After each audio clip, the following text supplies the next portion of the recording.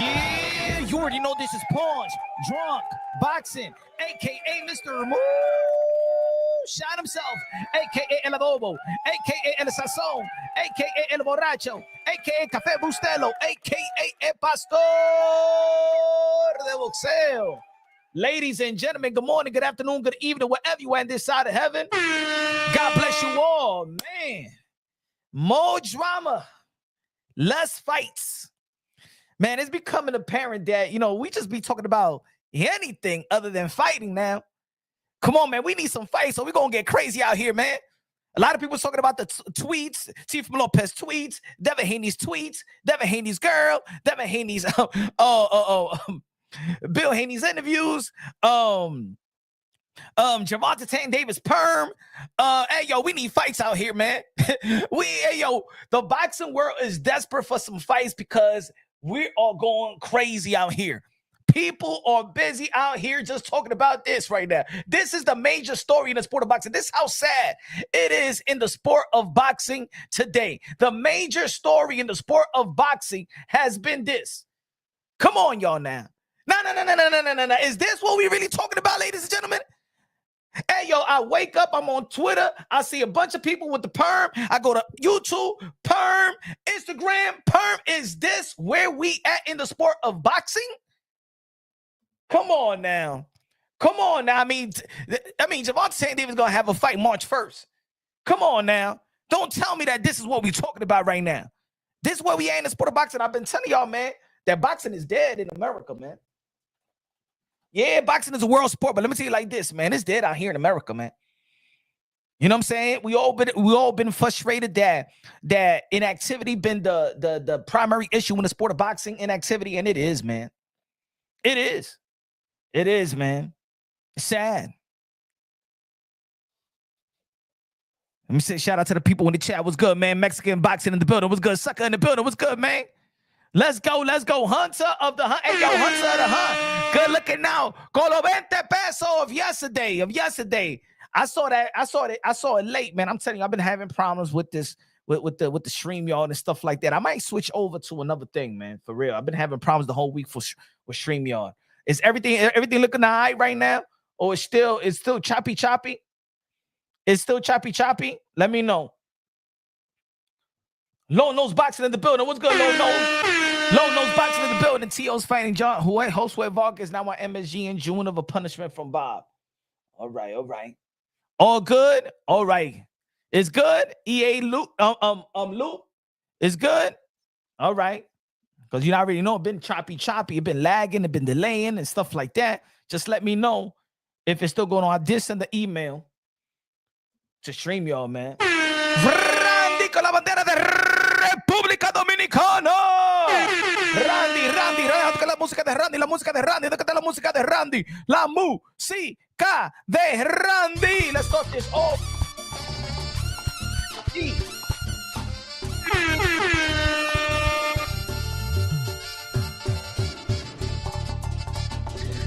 Energy.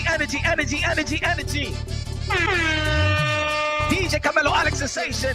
Bájame la música, bang. Vamos, Randy in the building. ¿Qué lo que, don? Make these.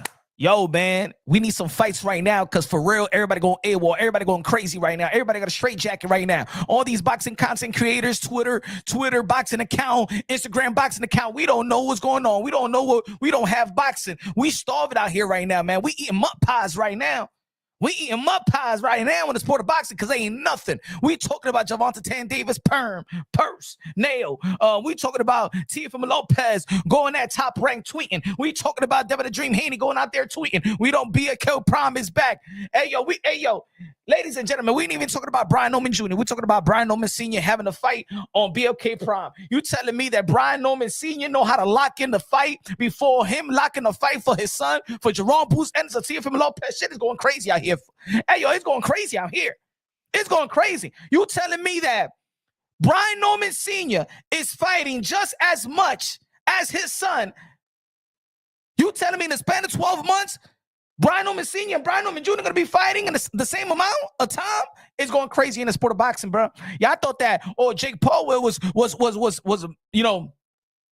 going crazy in boxing. Nah, Jake Paul is good. We need Jake Paul. We need Jake Paul. Hey, yo, boxing right now is making Jake Paul look like the legitimate professional out here. For real. Jake Paul is looking like the legitimate professional out here, bro. You telling me that Brian Norman Sr. locked in a fight on BFK Prime and he can't even lock in a fight for his son, for Teofimo Lopez, or a fight with Jerome Bruce Ennis? It's crazy. It's crazy, ladies and gentlemen. Boxing is crazy, y'all. We only had Gervonta Tan Davis 2024. We had Teofimo Lopez fighting twice. We had Devin Haney fighting once. We had Ryan Garcia fighting once. Who else, man? We had Terrence Bud Crawford. Hey, yo, put it this way. There's two guys right now that claim that this is their era. After Bud Crawford beat Earl the Truth Spence, he said this is the Bud Crawford era. He only fought one time versus Majramov. And the next time we're going to see Terrence Bud Crawford is probably going to be in the summer or late spring of this year.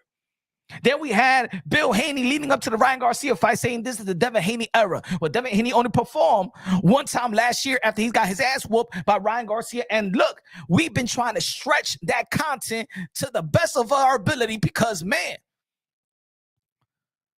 hey, yo, let me tell you like this. And then it's sad when we do have a great fight, we still focus on the drama. We had the rematch between Alexander Usyk and Tyson Fury. Hey, yo, that content died in less than a week. BK for life said boxing channels fighting each other is going to get more traction. I think so, to be honest. I think we need to take power into our own hands. That's why I used to tell boxers, don't disrespect these boxing content creators, because at the end of the day, your career is like this.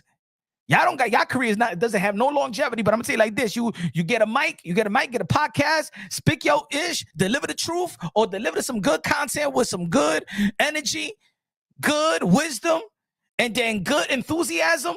Hey, yo, I'm gonna tell you like this, man. This right here got more longevity than your career. Smash that like button, ladies and gentlemen. Smash the like. Smash the like. If you haven't become a member of the Punch Run Boxing, become a member of the Punch Run Boxing. Come on now. It's a new year. New year. Y'all good punch. Boxing channels fighting each other. Managers versus channels. Hey, yo, it's crazy out here. I used to love when Punch was cooking on Kaka TV. Hey, yo, even the Kaka TV is turning. Hey, yo, EA, even the Kaka TV is turning on Bill. Deontay Boxing Nation is turning on Bill. Hey, yo, that's it. They even tie even the Bill Haney narrative, the Devin Haney narrative. Those channels are like, man, forget about the dinner. I don't want to go to dinner with you, Bill Haney, no more, man. Somebody forward me saying, hey, yo, Wakaka TV is not even giving Bill Haney the benefit of the doubt. I said, what? Muslim is not going, is not vouching his other brother Muslim, his Muslim brother. No wonder. I said, damn, no wonder Bill Haney said that he needs some new YouTube content creators so they can get him booming. Because, hey, yo, let me say it like this. If you was, hey, yo, it gotta be real. Hey, yo, I know some of y'all boxing channels, y'all don't like Punch Run Boxing. I know where it stems from. You know what I'm saying? I know where it stems from. I know when I came on the scene, nobody put me on. Nobody knew who I was. And then I just, you know what I'm saying? You see the hard work. You see the consistency. And you see the delivery, Spanish, English. Who's this guy, bro? Who's this guy? And then, yeah, you know what I'm saying? The jealousy and the enviness and stuff like that. I get it. What's good? Hunter of the Hunt. Colo 20 pesos a comprar comida china mañana. He said, for those of you who don't have many black friends or know much about black people, Tank's hair has to be straightened so it could be braided. Facts. That's why, yo, to be honest, that's why I ain't even talking about it. I had long hair. Yeah. Your boy, Mr. Moonshine, used to have long hair, bro. And yeah, I used to get it braided. I used to get it permed. I straightened out so my home girl could do her thing really, really good. I don't understand, like, oh my God, that's his new style. No, mother effer, man, he's waiting to get his hair braided, bro. Shout out to Hunter the Hunt. That's why I don't even know why people, this is his new hairstyle. That's not his new hairstyle. That's what happened. All right, maybe the people that used to get their hair braided on some jail shit, they don't get perm. It's just take it out, wash it, then braid it again. No, that's nasty, man. All the thing is all tangled up. You got to pick it. Nah, man. Thank you, Hunter. And then when you do permit, and then you know what I'm saying, the hair comes longer than what it is. It won't even curl up. And then you use the blow dryer and stuff like that in the end and stuff like that. Boom, the lady use. Come on, man. Hunter, we know what we're talking about. You know what I'm saying? Maybe a lot of people don't got cornrows. Maybe it's not the era, or maybe it's coming back. You know what I'm saying? But everybody is talking about the perm, bro. I'm like, yo, you know what I said? I said, don't tell me I have to do a video off the perm. Do not tell me that there is nothing to talk about in the sport of boxing, and I got to resort to talk about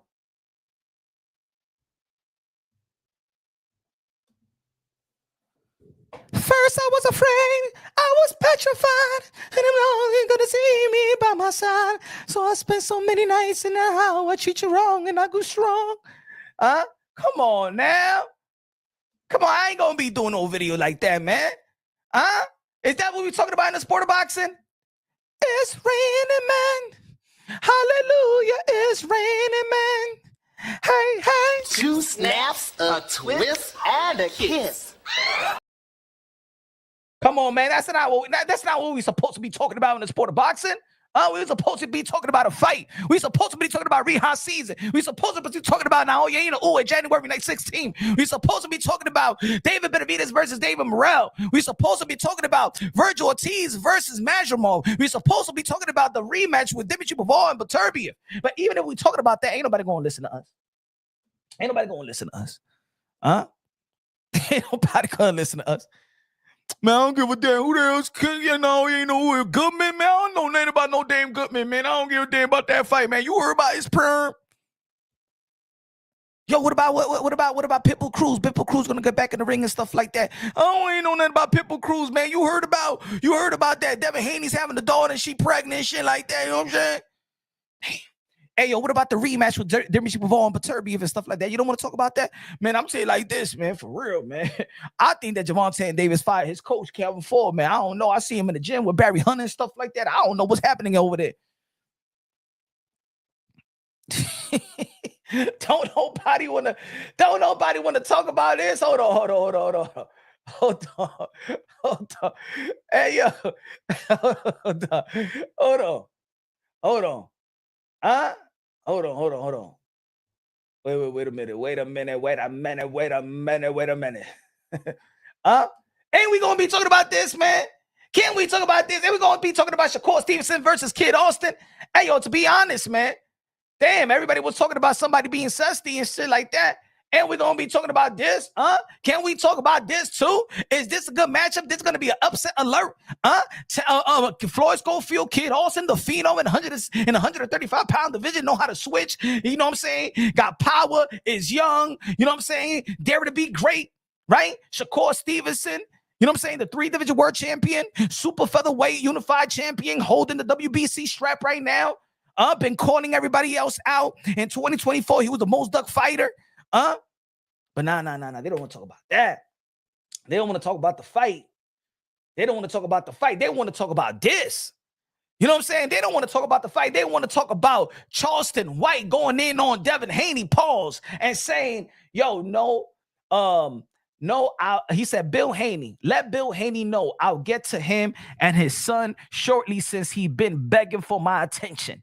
In the meantime, tell everybody you reached out to try and book me to be on your podcast, but I wouldn't do it for free. So you turned into the angry Muslim man. However, I can't see. Hold on.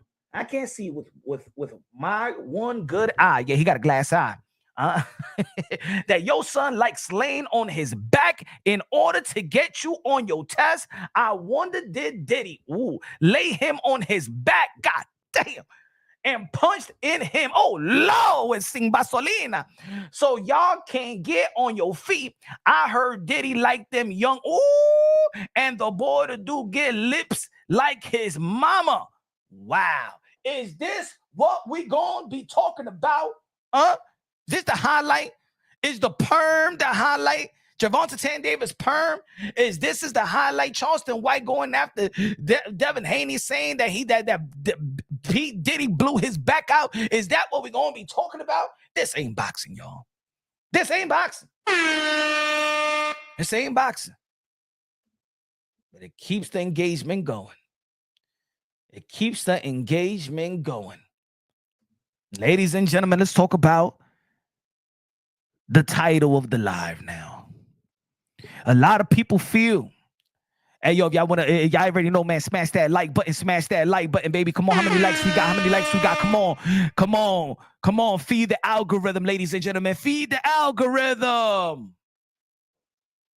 Smashing the like button is easy. Becoming a member is easy, especially in January. I know y'all got your income tax. Don't be cheap now. Become a member. You on Netflix, right? Come on, you got the zone. Hey, yo, put it this way. Everybody that's gonna unsubscribe to ESPN Plus because there ain't gonna be no boxing. You can subscribe to Punch Run Boxing. Yeah. You can become a member of Punch Run Boxing. So, ladies and gentlemen, Devin the Dream Haney, as we all know, they was going back and forth. Devin Haney and Teofimo Lopez was going back and forth a couple of days ago, and we seen a lot of tweets from Teofimo Lopez going in on Top Rank, going in on, yo, this is me, my value. They trying to devalue me and just paraphrasing, right? Devin Haney said remember Devin Haney, early December said, these BS promoters effing the game up. That's why I haven't fought. And then we was getting on Devin the Dream Haney, like, what are you talking about, man? You just wanna you think that your value is more than what you think. Let's not forget when it was Sando Martin, the purse bid, only one promoter bid it, and it was Top Rank. So you had the opportunity to fight, but Devin Haney been getting way more money than what he was about, what he could have eventually make with Sando Martin. He like, come on, man, I ain't gonna take no damn pay cut. I ain't even lose.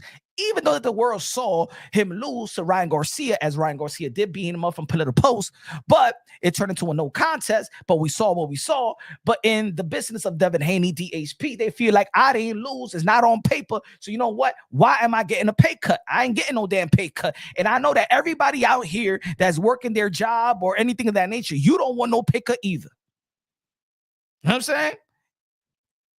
Teofimo Lopez put out there in his tweet, he says, I am too expensive for Top Rank.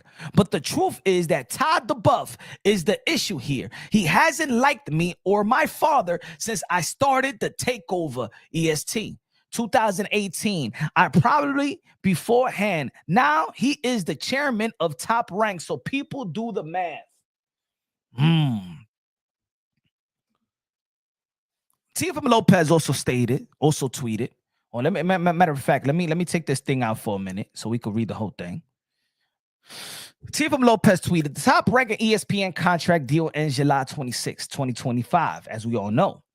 And for contractual reasons, I cannot overlap another network deal until then. If so, it becomes a conflict of interest which can bind their current contract. They need Teofimo to get a more lucrative network deal. As we all know, if you really think about it, Teofimo Lopez is right now their biggest star.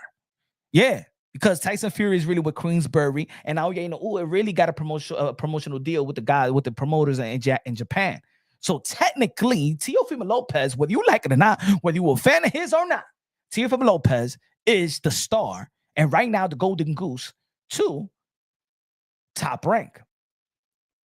But we all know that Teofimo Lopez been having issues with Top Rank. They got their ups and downs, roller coaster for years. Teofimo Lopez, like we was talking about it yesterday in the live, has not felt that he's been compensated fairly due to his accomplishments. You know, once you build your resume, right, just like a regular people with a regular job or a regular person that has been working and been adding to their resume, once you go for a job, you feel like your pay should increase. And seems like Teofimo Lopez, his pay has increased substantially. And he's like, yo, my man, I am a 2-division lineal champion. I'm a 2-division lineal champion. I got the best resume of this young generation. Why the hell am I not paid yet? Who is suppressing my damn pay? Who is suppressing my damn? Why I'm not? Y'all not promoting me? What's good? What the hell is going on? Why I'm not growing? Why I'm not increasing? It is a little bit frustrating, right? Yeah, there's haters of Teofimo Lopez. They're going to be like, you don't sell arenas. You haven't done a pay-per-view. But in all actuality, looking at his career and what he has accomplished, it just makes sense that he should be having more and getting more. I understand the frustration of Teofimo Lopez, but at the end of the day, I understand also the boxing fans. And the boxing fans, like I said, especially the American boxing fans are the most toxic fans. We do not care. We just want to see a fight. And that's why Devin Haney and Teofimo Lopez, when they try to expose the powers that be, is not getting the benefit of the doubt. Because in the end of the day, the fight fans are barbaric. We're toxic. We just want to see the fight. This ain't about even Devin Haney and Teofimo Lopez. This is the nature of American boxing. We don't care. We're just as barbaric as the action that happens in the ring. Ladies and gentlemen, we don't give a damn if Mike Tyson got convicted of rape with Desiree Washington. We ain't give a damn about the bitch. Let's be real. Let's be honest. We wanted Mike Tyson out of jail. We was blaming her for taking our Mike Tyson away from us and our entertainment. You took Mike Tyson prime years away. We ain't give a damn. We don't give a damn about Gervonta Tank Davis and his baby mama issues. We ain't give a damn about Floyd Mayweather and rest in peace his baby mama and the baby mama issue. We ain't give a damn. We want Floyd Mayweather. Matter of fact, even the Las Vegas court gave Floyd Mayweather the chance to fight before he went in jail. Nah, go fight, make some money for us and stuff like that. Then you could go to jail. We don't care. We don't care that Sergey Kovalev out there is spanking women's up in the airplane. We don't care. We want to see the fight. We want to see you in the ring, and this is why fighters don't really get the benefit of the doubt. You remember what Ryan Garcia say? I'm suffering from mental illness, and everybody was calling him a diva. We don't give a damn about your mental illness. Get back in the ring. We barbaric like that, ladies and gentlemen. Hold on, let me take this out for a minute. Let's be real. Let's be honest. We're barbaric like that. We don't give a damn. We don't give a damn if you injured. Gervonta Tank Davis performed versus Pitbull Cruz. No, I injured my hand. Shut up. Oh, please. Teofimo Lopez sick, fighting George Campos. Oh, shut the hell up. Grow some balls. You wasn't sick. You wasn't going to die. Chico, my shoulder. Oh, please. You was throwing the punch. Manny Pacquiao, my shoulder versus Floyd Mayweather. Shut the hell up. Earl Spence, he got a retainer. You know what I'm saying? And I'm gonna tell you like this: those retained surgeries, man, be ending careers. Oh, you scared of Manny Pacquiao? You was scared to lose? Oh, please! Oh, please! You understand what I'm talking about, folks? We don't care. We don't care. Ramirez, oh, you quit. No, me estaba dando con su codazo. Man, he was hitting me with the elbow. Oh, shut up, you quitter.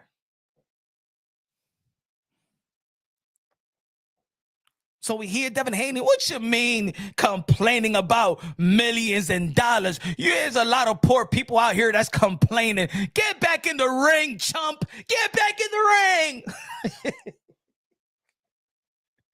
That's how we look at. That's the nature. We don't care. We don't care what you do to the ladies out there. If you treat them, mistreat them, we want you in the ring. And at the end of the day, whether people want to admit it or not, we don't look at fighters like they're humans. You don't look at fighters like they're humans. QB in the building, no. We don't look at fighters like they're humans. Again, the boxing fan is just as barbaric as the action that happens in the ring. Do you know why we don't give a damn about fighters' health?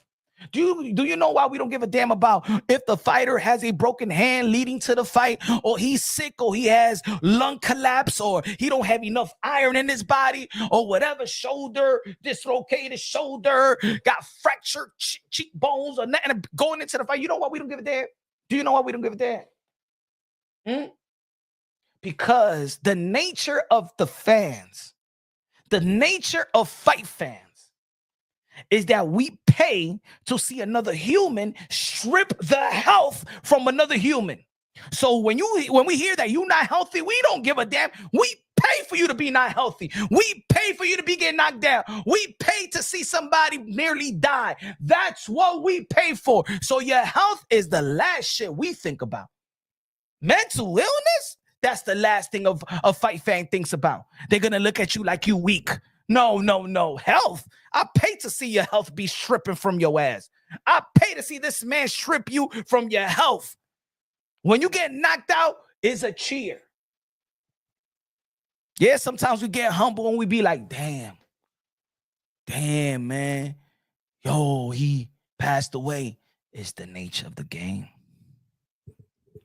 Sometimes these fighters or sometimes pundits like to say, no, don't say that. When another fighter says, yo, I'm like when Deontay Wilder said, I want a body on my record. Oh my God, Deontay, well, that's the nature of the game. It is what it is.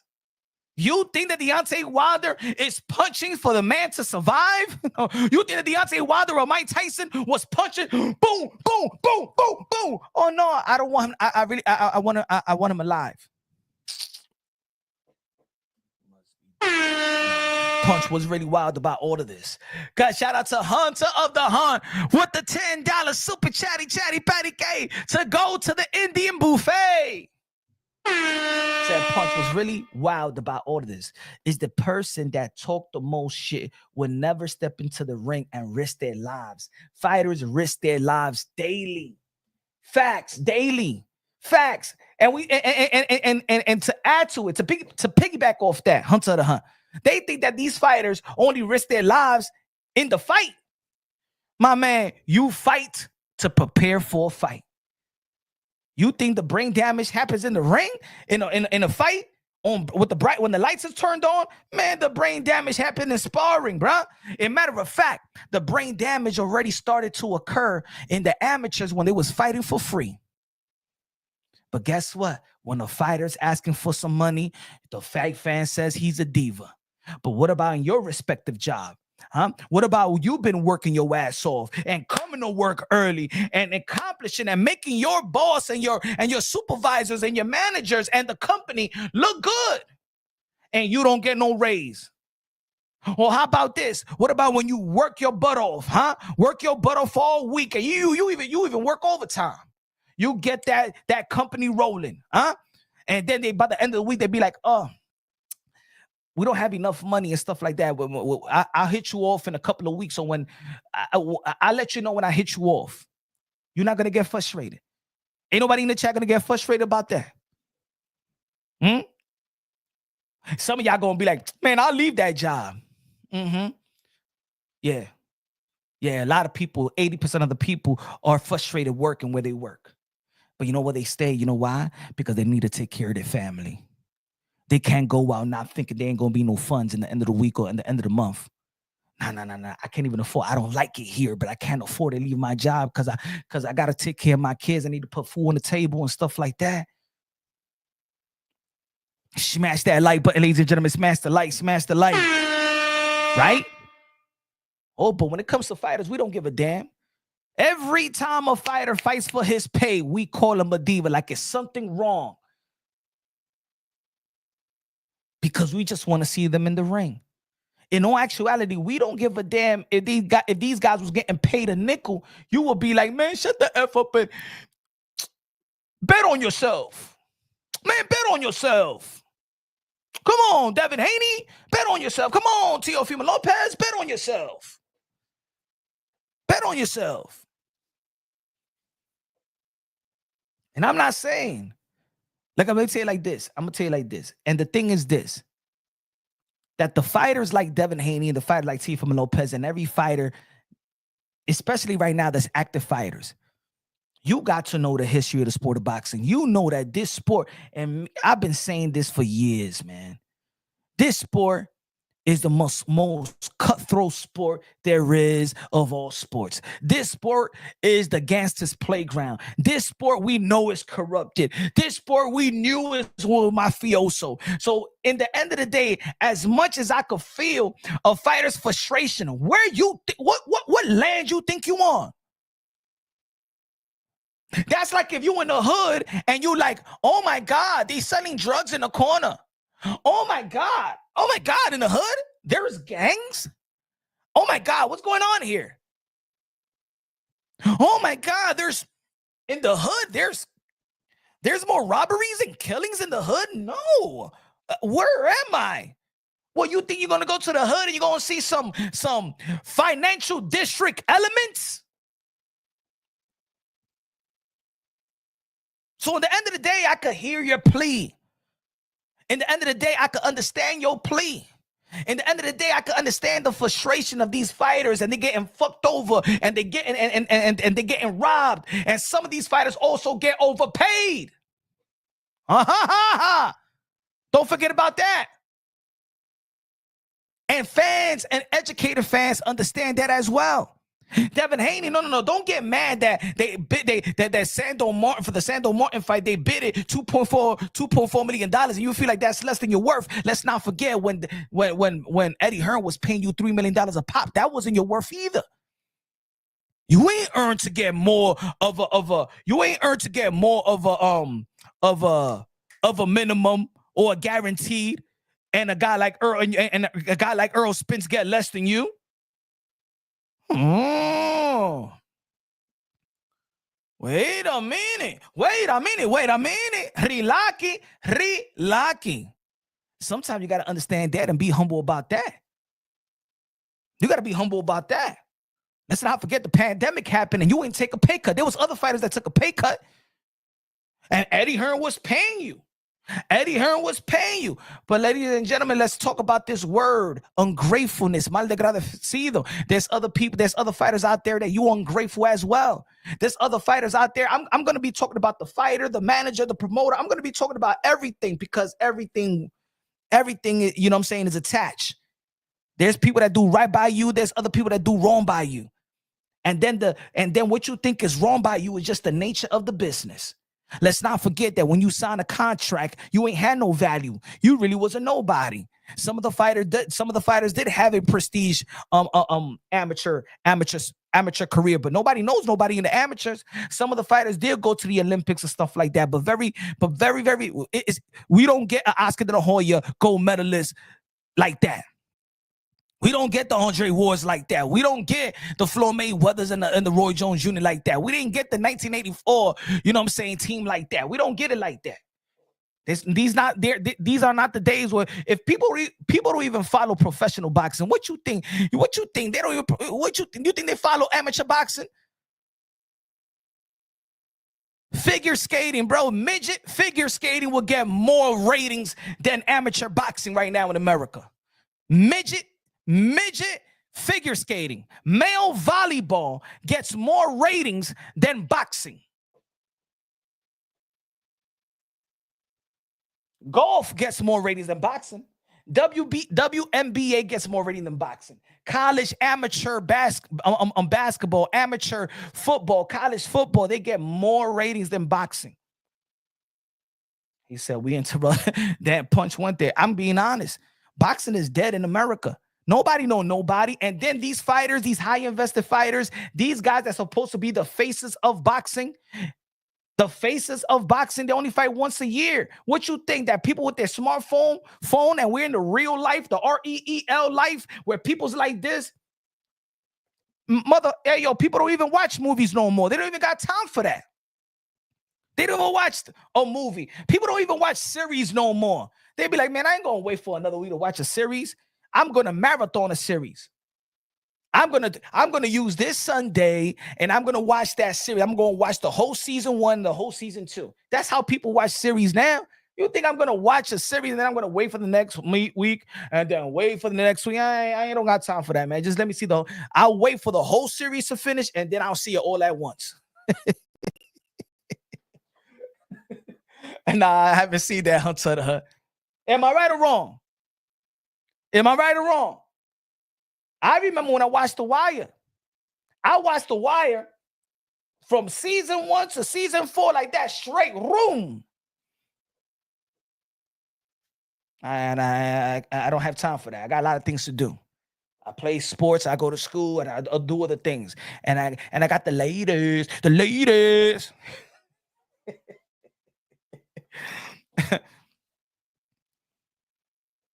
Even when I watch Rocky, when I watch the Rocky movie, I can't watch Rocky 1 without watching Rocky 2 and then without watching Rocky 3. Every time I watch Rocky, I watch from number 1 to at least number 4.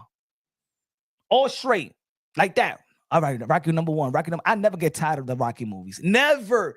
I have never yet got tired of Rocky movies. Never. I never got. That's one of the movies that I never get tired of watching. I could watch it from the beginning to the end. But what I'm talking about is the attention span that we have right now. So when fighters, you also got to understand this, man. Also got to understand this, that sometimes it's not that the fans don't want to support and the fans don't know who you are and like that. It's that you don't overwhelm the fans.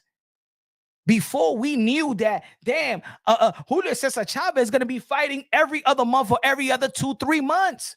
So we expecting something. Look, when you don't expect nothing, you don't look for it. Think about it. Fighters, you got to understand. Look. We don't know when Bud Crawford is going to fight again. We don't know. When is Earl Spence going to fight again? We know Gervonta Tank Davis. What day is Devin Haney going to fight? They say March, but when? When is Ryan Garcia really going to fight again? Yeah, he gets his license back in April, but when he's going to fight again? There is no expectations. The casuals don't have no expectations. The hardcores don't have no expectations. We keeping this shit alive. Boxing content. Hey, yo, let me say it like this. Out of all sports content creators, boxing content creators is the most creative. Shout out to all the boxing content creators, whether we agree with each other or not, whether you hate punch run boxing or not, or support punch run boxing. Hey, yo, let me say it like this. Boxing content creators are the best sports creators of all of YouTube and all that stuff. You know why? Because we could take a Gervonta Tank Davis story like this to feed the channel, because we don't got nothing. A world sport, and this is the major story, bruh. That has to be diabolical. That has to be strange, bro. We in a sick situation, ladies and gentlemen, that boxing is a world sport. The UK, the Japan, and Africa, and over here North America and South America, and this is the damn major story. Gervonta Tank Davis perm waiting for his hair to get braided.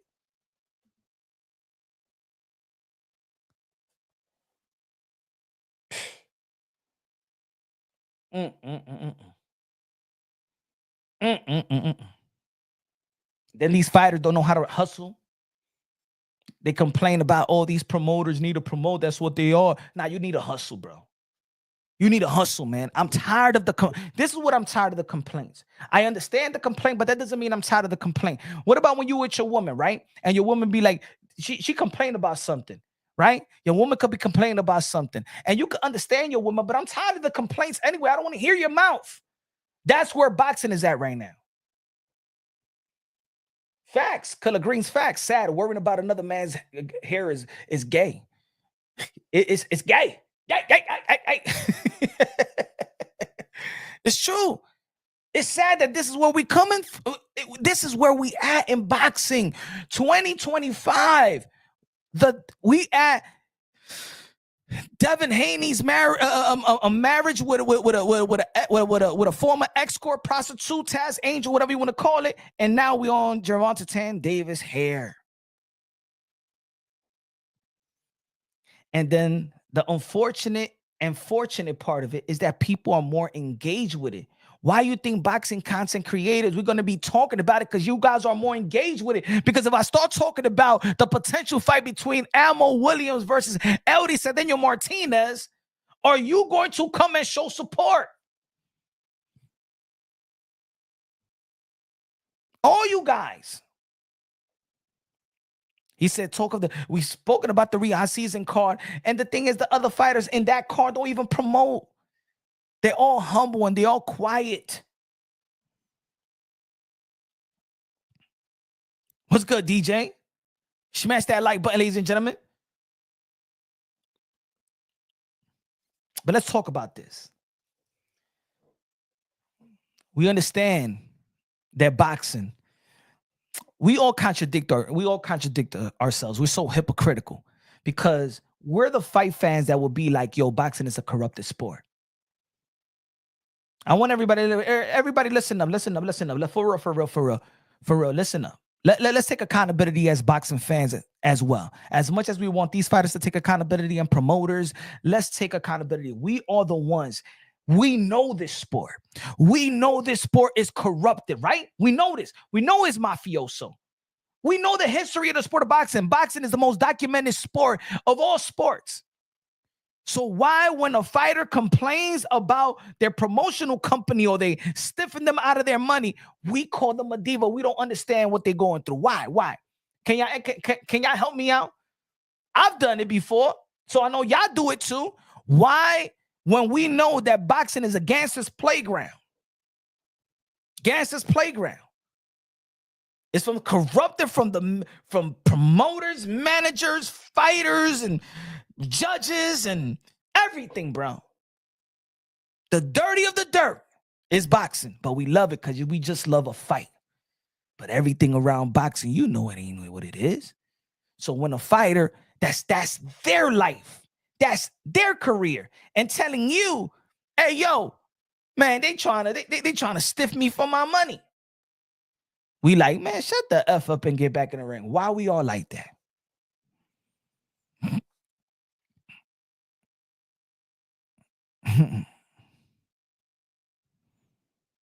What's good? Why? Machado was good. Why we all like that? At the end of the day, we want to see a fight. We're the same people. We're the same people that watched the WBC create this franchise belt. We seen Lomachenko beat Luke Campbell. We seen that he became the WBC champion. And we seen that in the WBC convention, Lomachenko got elevated. We seen Teofimo Lopez beat Nakatani for the final elimination battle. Went out there and fought Richard Comey, beat a credible Richard Comey, second round knockout. And then we seen that the fight is supposed to be undisputed. It's undisputed. We seen that. We seen ESPN and Top Rank, Vasily Lomachenko versus Teofimo Lopez, undisputed. Wow, this guy, age of 23. We seen it. We saw it. We experienced this. This is nothing that it was like black and white back in 1925. This ain't happened in 1925. We saw it. As a matter of fact, most of us saw it because it did 4 million plus, and ESPN that still today is the most watched boxing bout on free TV.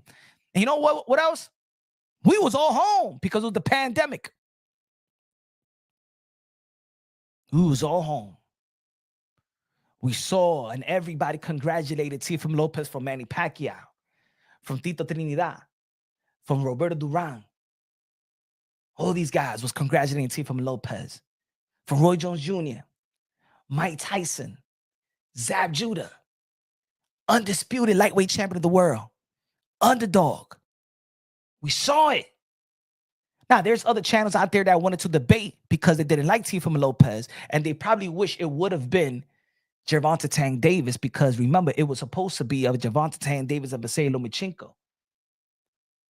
They wanted, and there's other out there that was and we got to talk about the YTBC, the YouTube boxing community, because there was channels out there that are pro-black channels that had high traffic and a lot of subscribers, and they were shaming Vasily Lomachenko.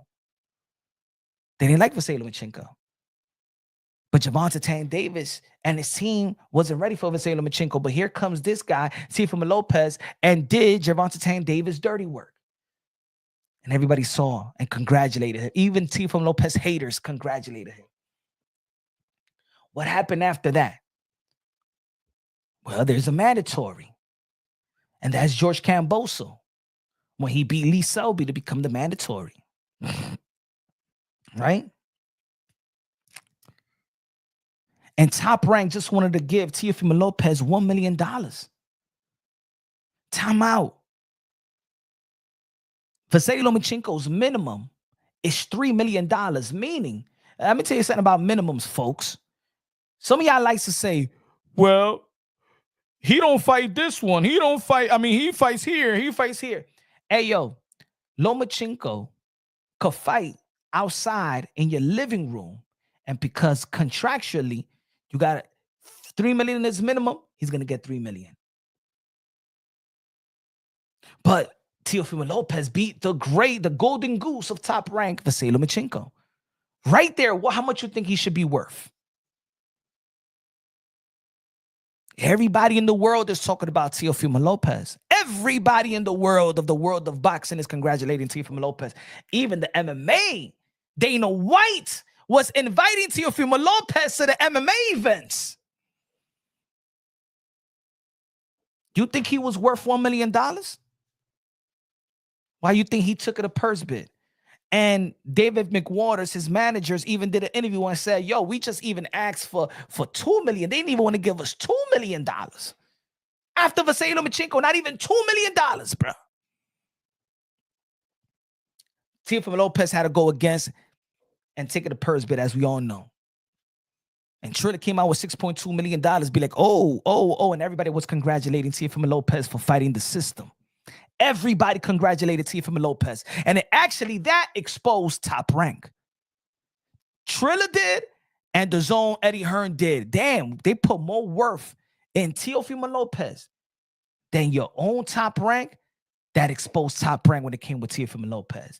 Right there, everybody in the world saw you don't value Teo. You don't value Teo. You guys are mad that Teofimo Lopez beat the Golden Goose. You guys are mad that you didn't think that Teo was going to beat Vasily Lomachenko. That wasn't supposed to happen. Teofimo Lopez was not supposed to beat Vasily Lomachenko, you ladies and gentlemen. It's the reason why in the post-fight interview, in the post-fight press conference, everybody from Top Rank left the press. Go back and look at the press conference. You think that Teofimo Lopez was happy? He saw the hate amongst his whole company. Oh, where even Teofimo Lopez Sr. said that Bob Arum stick the middle finger at him. That's what Teofimo Lopez Sr. said. Go back to the press conference after the fight.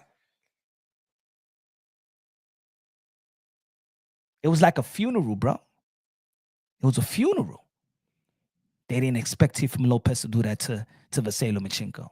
Everything around that situation, the lightweight division, from the powers that be, was putting Lomachenko to be high-tech Lomachenko, the second coming of Jesus Christ. Teofimo Lopez disrupted the whole thing. $1 million? So he took it a purse bid, right? Boom.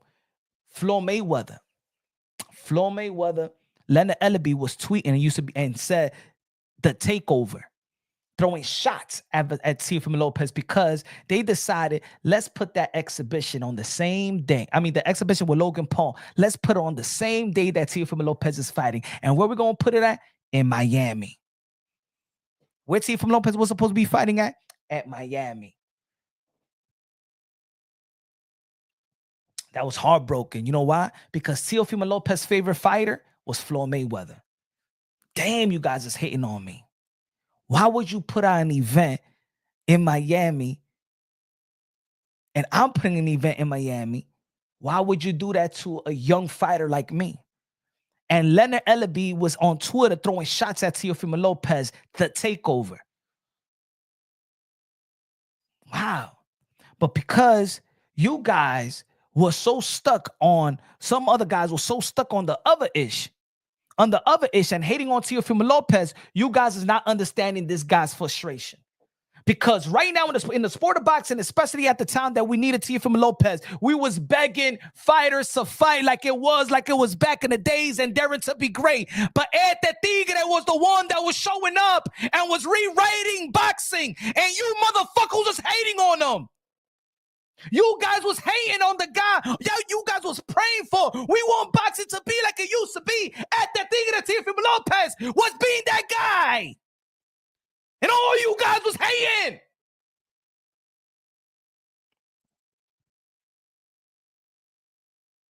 Boom.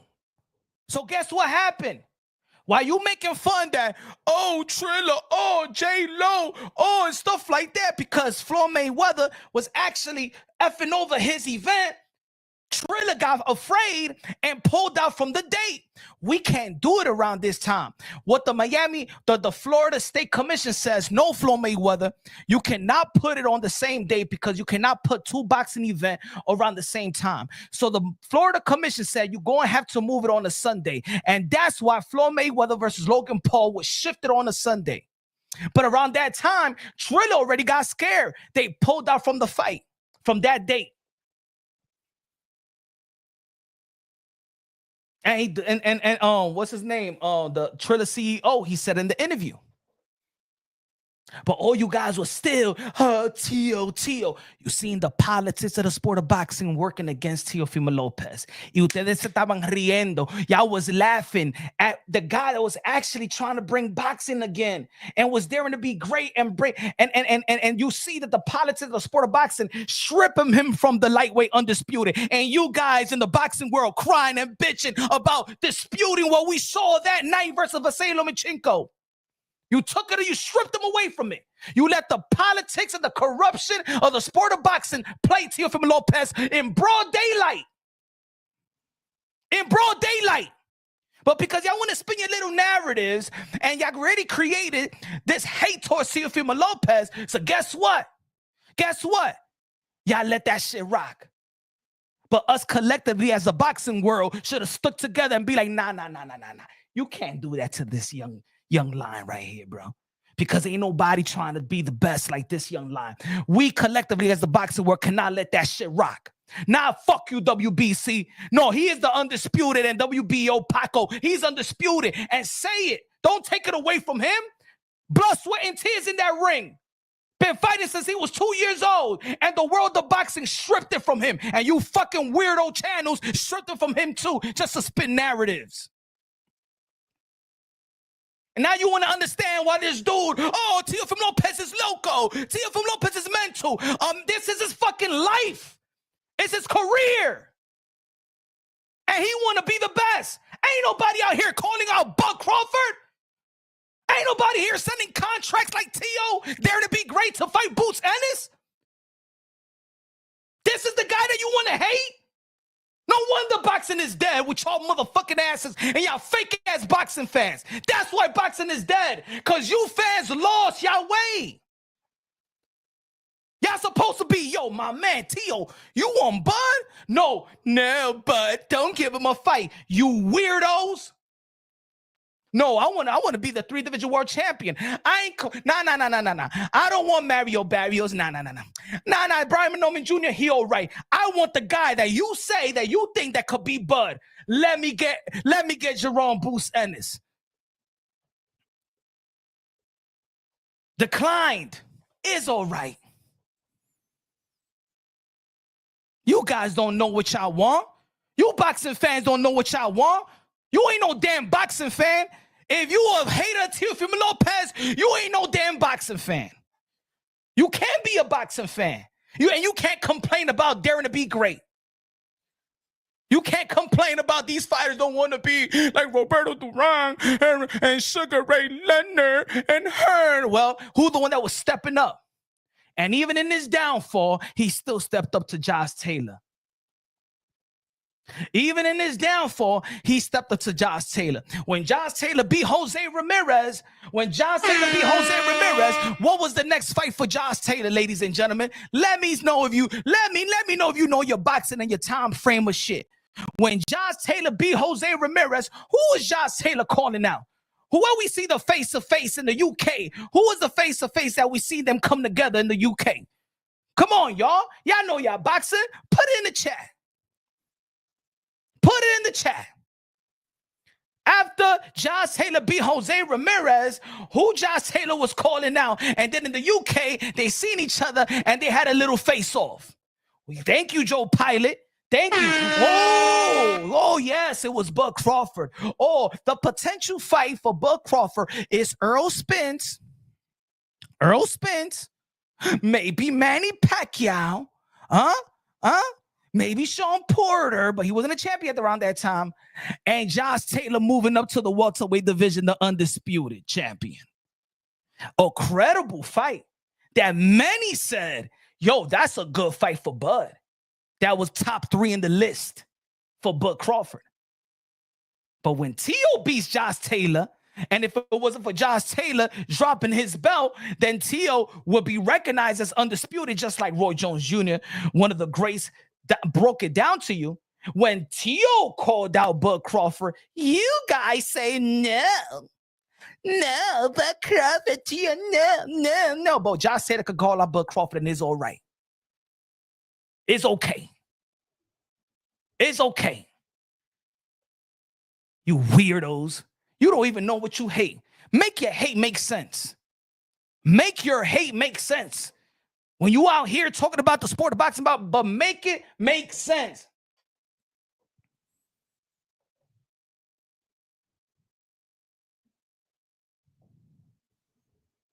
So, as we all know, he beat Josh Taylor. Got what, $2.2, $2.3 million to beat Josh Taylor. They didn't, Top Rank didn't even promote the fight.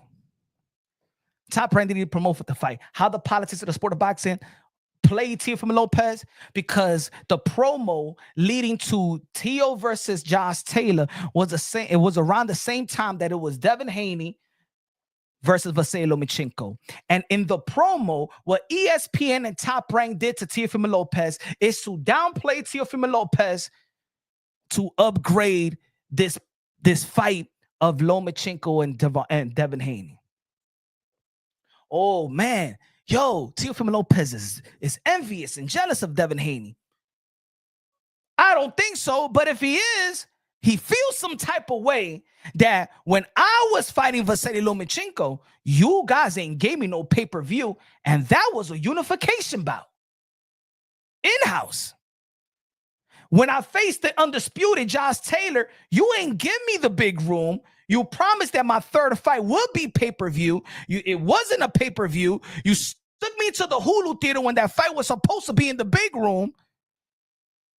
And then you give him the pay-per-view fight when you didn't even invest in Devin Haney. You gave him the pay-per-view fight after Vasily Lomachenko did 3,500 in the Hulu theater, not even packed the place versus Jermaine Ortiz, but it was still worth a pay-per-view. And then leading up to the fight, the promo called Teofimo Lopez the former unified champion versus the former undisputed champion, Josh Taylor. Spit it at Teofimo Lopez's face. Oh, now I'm the unified champion. I'm here trying to keep my respect. I'm an undisputed. Y'all know I'm undisputed.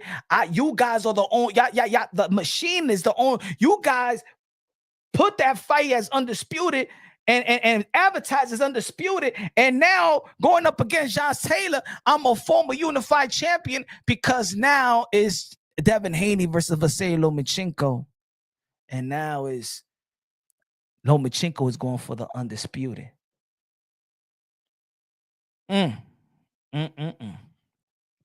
But again, how a guy like that supposed to feel? The politics, y'all going against me.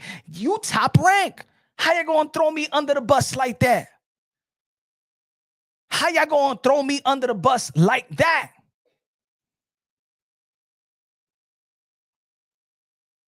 So then, boom, he beats Josh Taylor. Let me say it like this. Teofimo Lopez was not supposed to beat Josh Taylor. That wasn't supposed to be Teofimo Lopez. Teofimo Lopez was going. If Teofimo Lopez loses to Josh Taylor, guess what? Get dropped from Top Rank. But if he beats Josh Taylor, they extend the contract. Do you understand what I'm talking about? Y'all don't understand what I'm talking about? Now, this is why y'all in Punch Drunk Boxing and not these other channels over here. Because me, I got credibility. And I've seen certain things in the sport of boxing that other people don't have, that can't see. There's other people in the sport, and I'm not, and I'm this ain't dissing no other boxing content creators, but you haven't put fighters, you haven't helped get fighters signed up like I have. And thank you for the subscribers and the supporters, because it was this channel right here, Punch Wrong Boxing, this little channel that has gotten fighters signed off this channel, off managers and promoters looking at my channel, bro. Or they're not gonna put it on, they're not gonna put themselves in the chat, but let me tell you like this. Everybody watching. You know why? Because we're the only one that talk about boxing. I've been saying this for years. Everybody watches. There's a fighter right now, a couple of fighters right now watching the live right now. There's a couple of managers that's probably watching the live right now. There's probably promoters. There's probably people within the promotional company watching these channels right now. You think they're not around? We're the only one, the people that talk about boxing. They ain't watching ESPN. They watching the YouTubers.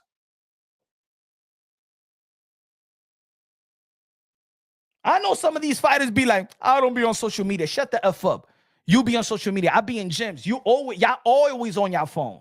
Y'all could go finish sparring and go check your phone. Y'all could run. Y'all check your phone. Y'all finish up a set. You check your phone. All you fighters on social media. Don't play me with that. I ain't on social media. Who's that? You know how people sometimes fake it. Yeah, I heard about that. I mean, somebody sent me a channel. Man, you know the channel by name. Joe Melendez, Colo 20 pesos. Good looking out. Appreciate you. Now over here, we speaking truth. We're going to speak the truth. I'm going to give you facts so you could see. I'm going to give you so you could understand what I'm talking about. It's no more. It's no. See, now I'm going to go deep in my bag now. Now, it's no more than just me. I got to talk. I got to show y'all to understand. Because yesterday I was talking about slave contracts. Good looking out, man. Appreciate you. God bless you with the 20 beans, my brother. But this channel is going to show you so you can read. Because let me ask you a question. How many of you in the chat has ever read or redlined a boxing contract? Anybody? Just give me a yes or give me a no. Has anybody here has read a boxing contract, whether manager or promoter, yes or no? Hey, I ain't gonna give it to you either. Anybody has read an official manager or promotion contract, boxing contract? In the chat, give me yes or no. Participate. Because there is, and when you see it, you're going to understand, like, yo, Punch. Oh, Punch. Punch. Oh, man, I thought you was just a drunk in a mic with a mic.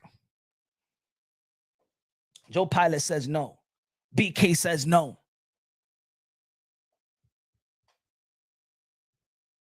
See, because there's a lot of boxing content creators that talk, but they can't show you what I could show you. But now it's 2025.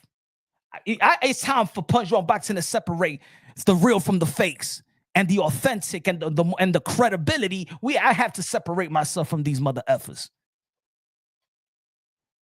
So I'm gonna give you an example. This is not Tio's contract. Hell no, I don't know. But these are standard contracts in boxing. And I'm going to tell you about slave contracts. I'm going to tell you a situation like a Teofimo Lopez and a Josh Taylor.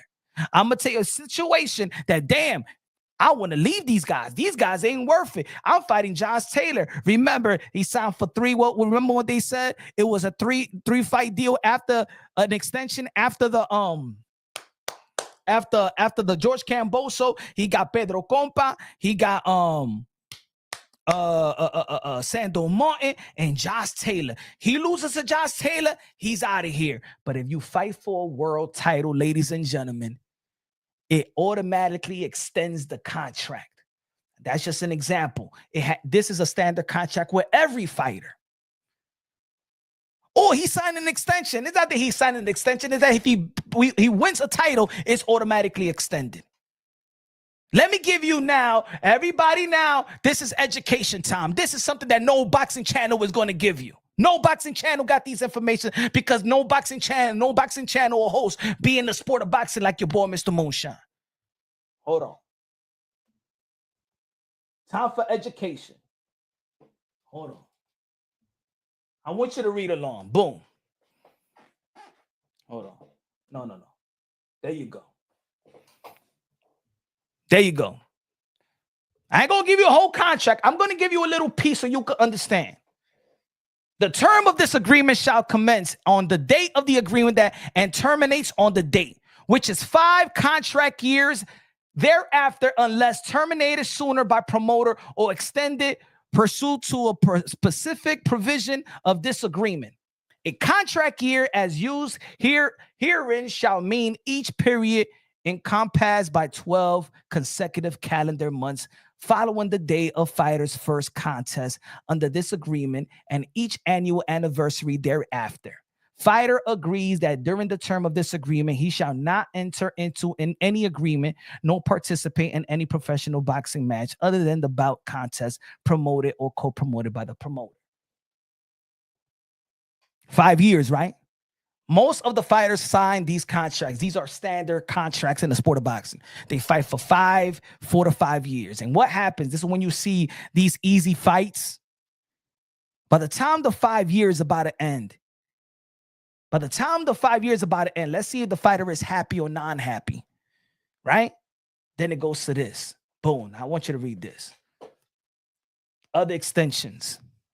If during the term fighter competes in a bout for a world championship title sanctioned by either the WBC, the WBA, the IBF, the WBO, or successors thereto, then subject to Section 2C hereof, the term hereof shall automatically extend for 12 months.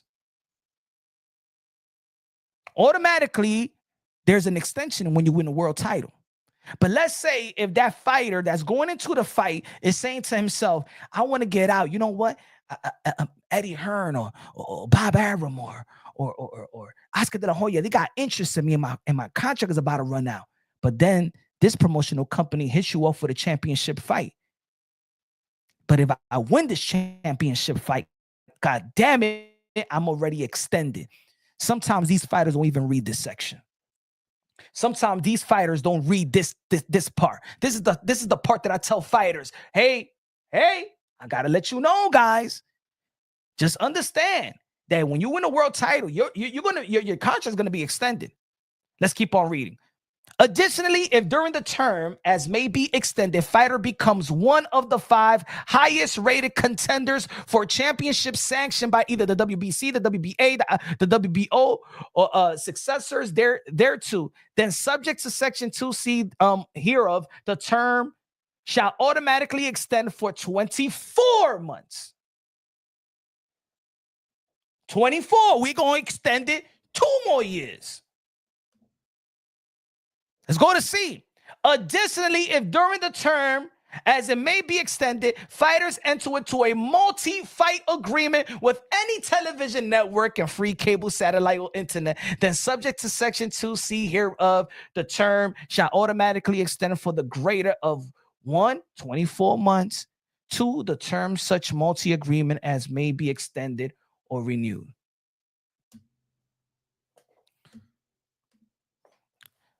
Now, I'm going to give you an example. I gave you an example. Because you're about to fight for a world title, that doesn't mean that you're off the hook. Now, a fighter got to make a decision. Now, I'm going to give you an example. Man, I don't like these guys ain't paying me right. These guys ain't looking out for me. I want to leave this. I want to leave this. So again, like a Teofimo Lopez, he signs a contract. I mean, he fights Josh Taylor. But then he beats Josh Taylor. But that doesn't mean I'm happy. Now I know I might be stuck to these mother effers. But I couldn't lose. So I'm giving you an example. This ain't Teofimo Lopez contract, like I said. So I don't got that information. But these are standard contracts that I got other information on. 90% or more, or maybe all, sign these contracts that you see right here. This little section in the contract, and anybody in the business right now, they looking at Punch Run Boxing saying, who the fuck is Punch Run Boxing now? Nah, I'll be the drunk in the mic. Don't mind me. I'm speaking to my peoples. No emails, please. But fighters, you want to hit me up? I got your back. Because I know a lot of fighters out there that don't know how to read their contracts and stuff like that. And I understand some of you guys don't have lawyers and stuff like that. But you know what? You know what I want to do? You know what I want to do, ladies and gentlemen? I want to get together with good-hearted boxing attorneys that want to really look out for these fighters, and that could be affordable for them not to get cheated in these deals. And because most of the fighters don't know what the hell they're signing. They're looking at these, I'm gonna tell you like this, these fighters are signing for signing bonuses. And if you tell a fighter that coming from the street, from the have-not, is poor, his family is poor, and the signing bonus is $35,000 or $50,000 or $25,000, they're not looking at everything else. Just let me get that $25,000 more, and I know, and later on, we'll see what happens after. Because in the sport of boxing, fighters need a lawyer to go over the yes, or they cannot contact. No. I'm cool like that. But also, let me tell you something about these fighters. Que son mal agradecidos también. These fighters are very ungrateful. And let me tell you something about this sport. And I have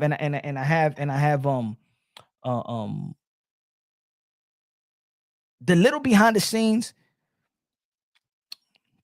that I've gone through. Let me tell you like this. It's not promoters. It's just not managers. These fighters son come mierda también. These fighters, there's a lot of fighters that's very ungrateful, ladies and gentlemen, that everybody is trying to hustle. Don't think that these fighters also ain't trying to hustle as well. Hustle the good people too. There's a lot of ungrateful fighters, bro. I'm gonna tell you like this. It'd be so bad that is unfortunate. I'd be like, man, I never want to help any fighter ever again, bro. This is what this boxing behind the scenes make you feel, bro. I like to focus what goes in the ring, bro. I like creating content. I like delivering the content. It's fun. I like the boxing talk, just like I like to talk about basketball and football. But let me tell you something about this sport. This sport is the most snakish, cutthroat, a bunch of liars, a bunch of thieves. It's full of corruption. It's full of depth. Hey, yo, I'm going to tell you like this. Boxing behind the scenes is run by devils.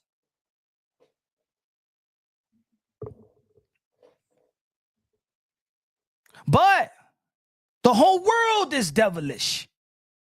It got its elements. If you believe if you have Jesus Christ in your heart and you believe in God and have a personal relationship with God and you grow in your personal relationship and you got one foot in and one foot out, I struggle with that every single day.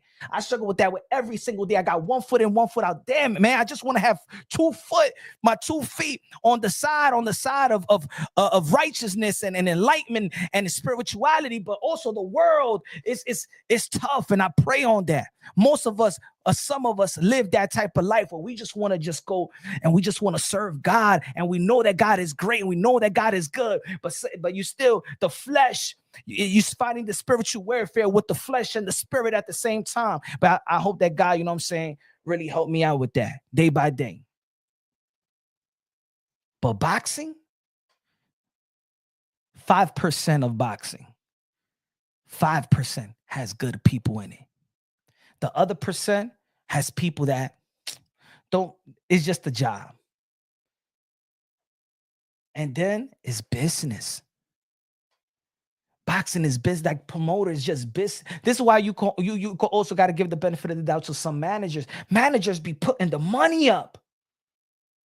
And then later on, these fighters complain. Pero estúpido, who were you when I was investing? I was investing on all these fights, giving you stipends, I'm investing. These managers are investing year 1, year 2, year 3. Oh, in the contract, sometimes in contract, it says that a manager is not going to take no percentage off until you make a lump sum. Like, let's say a manager in certain contracts will not take no percentage off until you start until you start making $25,000 a fight, $50,000 a fight, and then that manager starts taking that 30%, 20%. Oh, y'all want to know how it look like? Y'all want to know how it look like, ladies and gentlemen? Or the Raps of Boxing Out of the voice of UK London. What's good, Rap Montana? Y'all want to know how it look like? Hold on, I got some more gems for y'all. I got some more for y'all.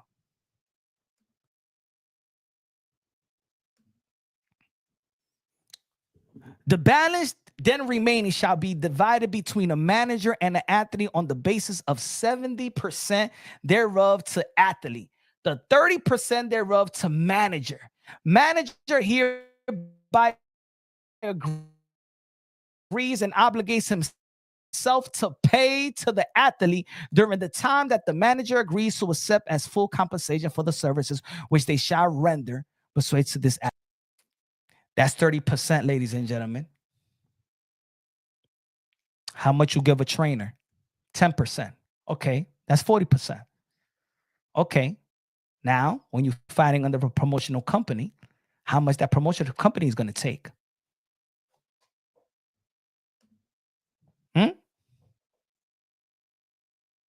It's a 70%. The fighter going to take 70%. The manager takes 30%, right? Okay, now how much the manager is? 10%. Okay, now it's 60-40, right? Okay, now what happens to the promoter?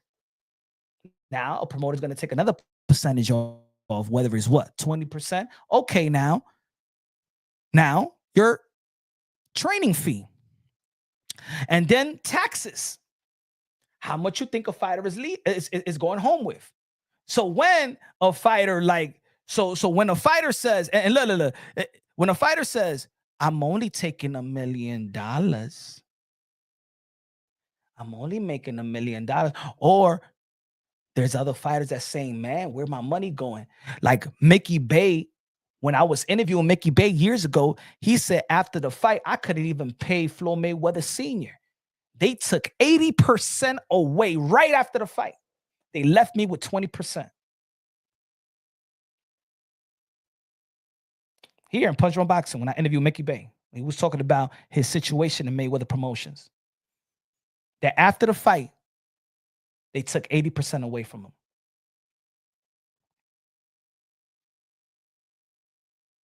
Some fighters retire because they're done being effed. You think when Teofimo Lopez says after beating Josh Taylor that I retire, y'all don't understand? You don't understand that frustration. I'm retired. You ain't understand Mikey Garcia. You ain't understand Andre Ward. You ain't understand Floyd Mayweather. Not everybody got somebody to buy them out. Luckily, that somebody gave lump sum money to Floyd. It wasn't Floyd Mayweather out of pocket that bought him out. Y'all already know who bought him out. Y'all know who bought him out. But not everybody is that generous. Not everybody does want to invest into the sport of boxing. You know why a lot of people don't want to invest into the sport of boxing? Because the sport of boxing is corrupted to the core. And if you notice, let me tell you like this, the people in the sport of boxing that's successful are shrewd lawyers, shark, and hustlers. That's who runs boxing. Street-minded hustlers and shrewd attorneys. Think Bob Arum is a promoter, or you think that Bob Arum is an attorney? You think that Steven Espinoza is he's an attorney. Al Heyman is from Harvard. And everybody else. What do you think this dude from? What's his name?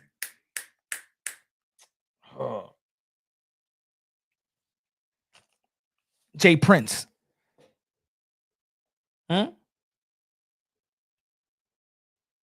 What about Daniel Canahan? What do you think they are? Who you think Danny Canahan is? Huh?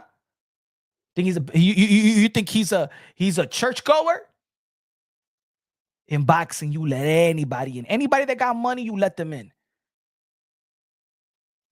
Boxing has an open door. You got money, all you got to do is get your money. You got money, you know a fighter. You want to invest in a fighter. You get him 10 fights, get him 10 knockouts, go to the sanctioning body, and you'll rank him. Yeah, we ready. We ready for it. You ready? Envelope, bottom of the table. Let's get going, baby. Time to make money. Why you think people love going to the sport of boxing, man? Every time, Shy in the building was good. You think that people in the sport of boxing, I hear people in the sport of boxing, man, boxing needs to be governed. Boxing, you think people in boxing want boxing to be governed? Hell no, man. Hey, I want to be real. I don't even really want it to be governed because, man, if I got a good lump sum of money and I know a fighter and stuff like that, I could be highly successful in boxing.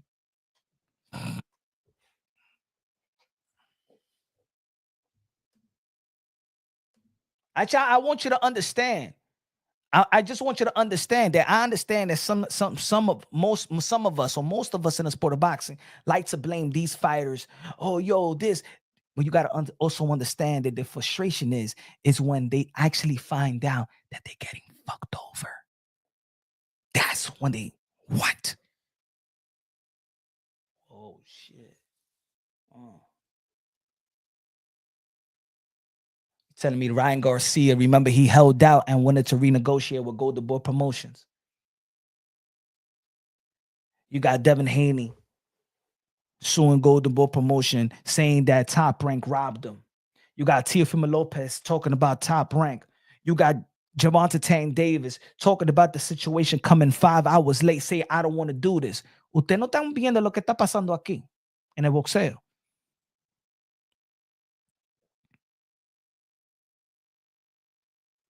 Y'all don't understand what's going on here. But at the end of the day, we're fight fans, so we don't give a damn. Just like we don't want to be in nobody's pockets. We just want to see a fight. Stop being a diva. Stop being a diva. I understand the frustration of Teofimo Lopez. I understand the frustration of even a Devin Haney that, yes, he lost to Ryan Garcia, but then his stock dropped. Nobody, damn, what the hell happened? But also, they got to be realistic about their situation as well. You got to be realistic about the situation as well.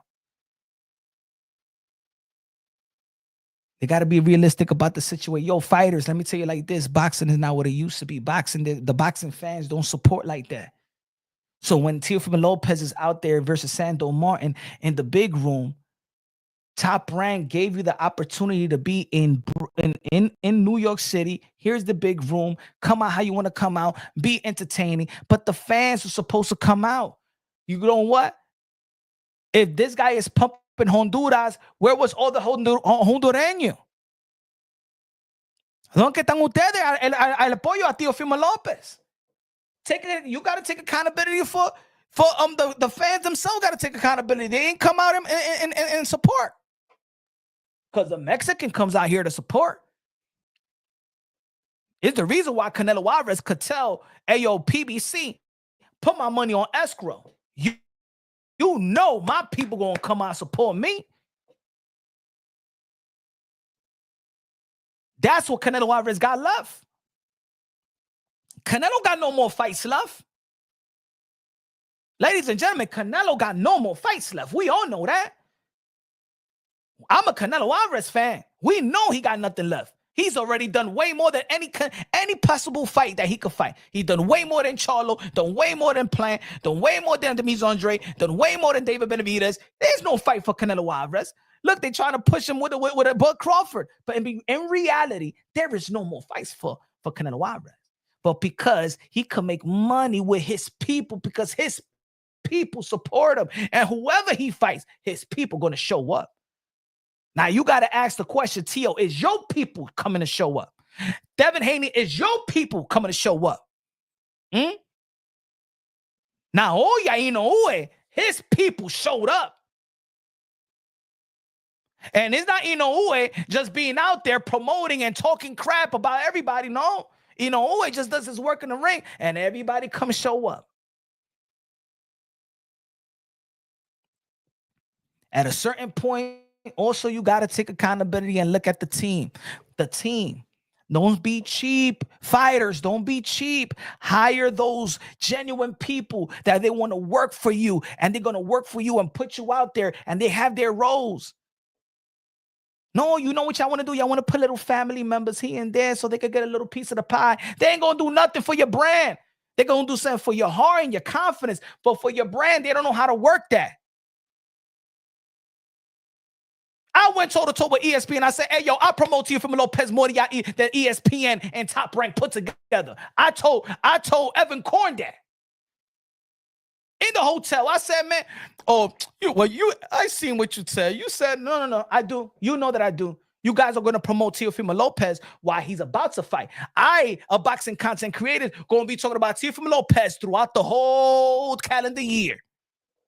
The best thing that you could do is say, hey, yo, let's get this Punch Drunk Boxing like a DAZN and like Most Valuable Promotion did for Showbiz. Hey, Showbiz, yeah. You supposed ESPN and the Top Rank supposed to be like, you know what?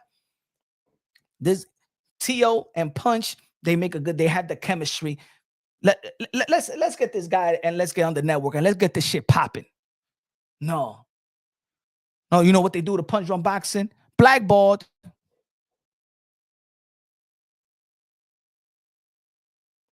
Even the people in the industry is thinking backwards. Man, I just say the truth. I don't know, bro. I can't hold things in, bro. I gotta tell you how it is, bro. I gotta tell you how it is.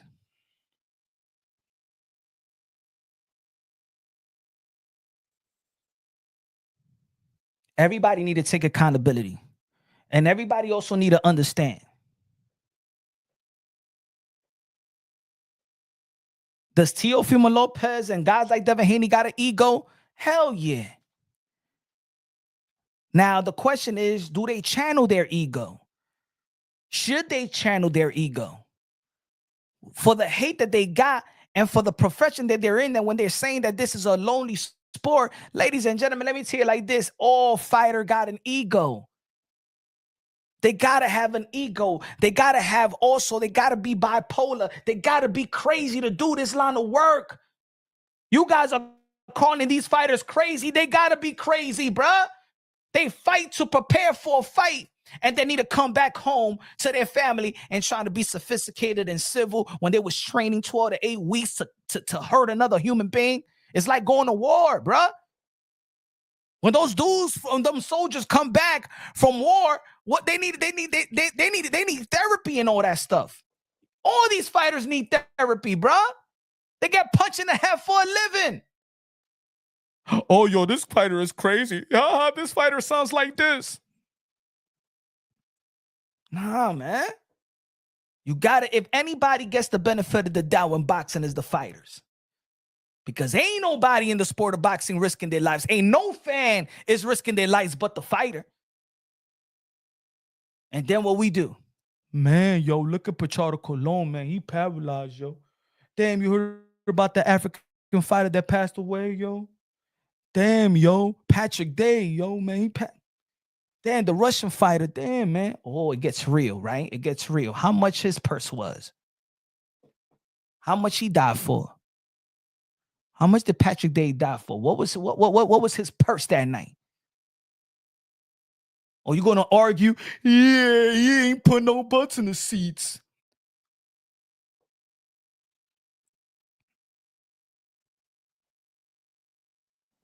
There's times to have fun. There's time to troll. There's time to be comedic. There's time to, you know what I'm saying? Yeah, it's the element of entertainment as well.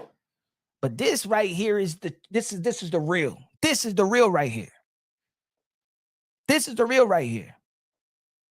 Teofimo Lopez has every right to be frustrated, just like a Devin Haney has to be right to be frustrated. But also, timing is everything as well.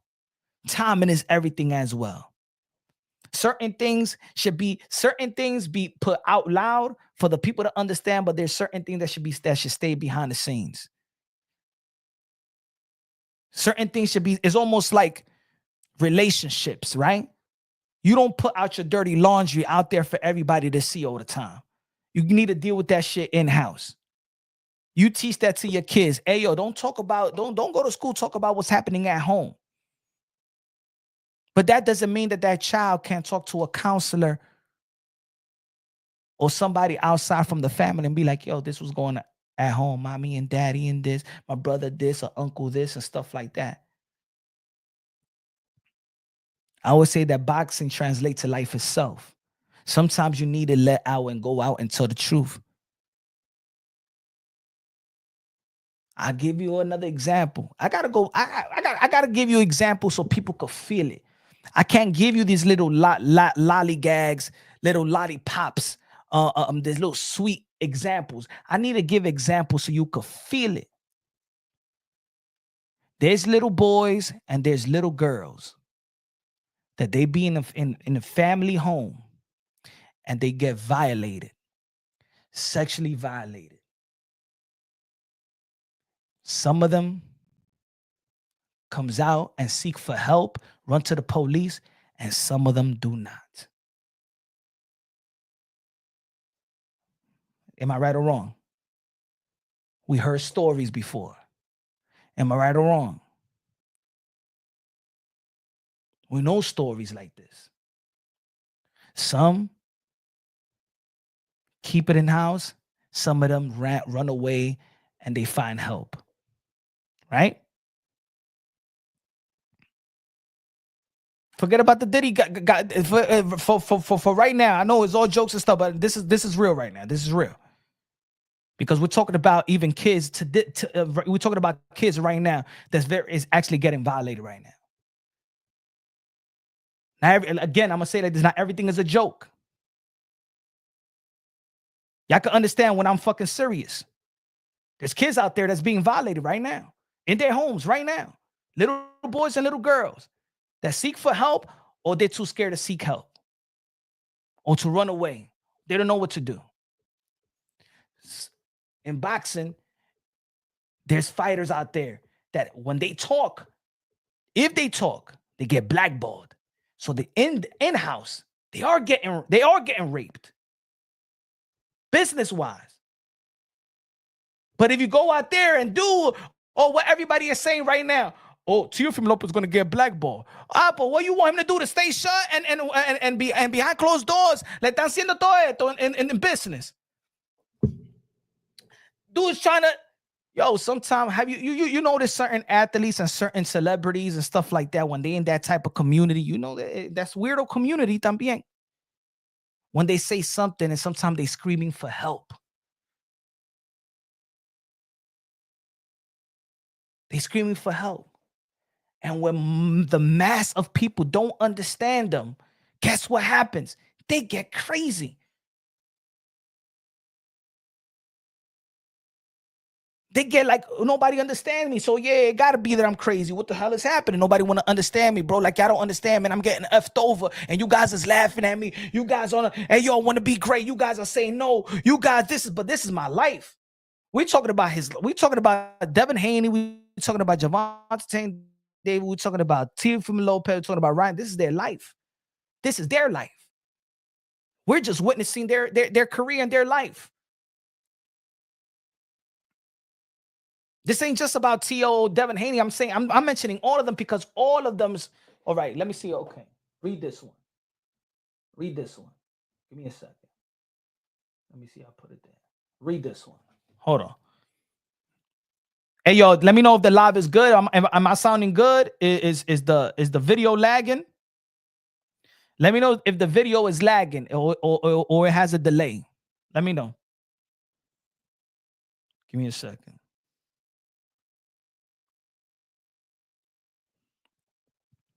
Shah says good. Okay. Thank you.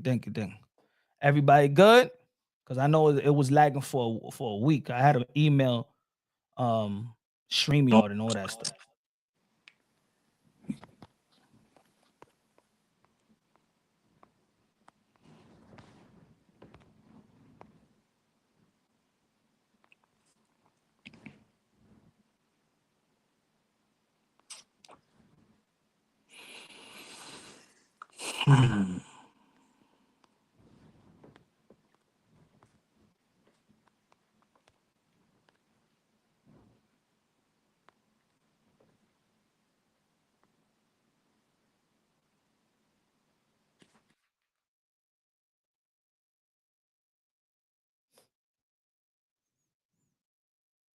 Hold on.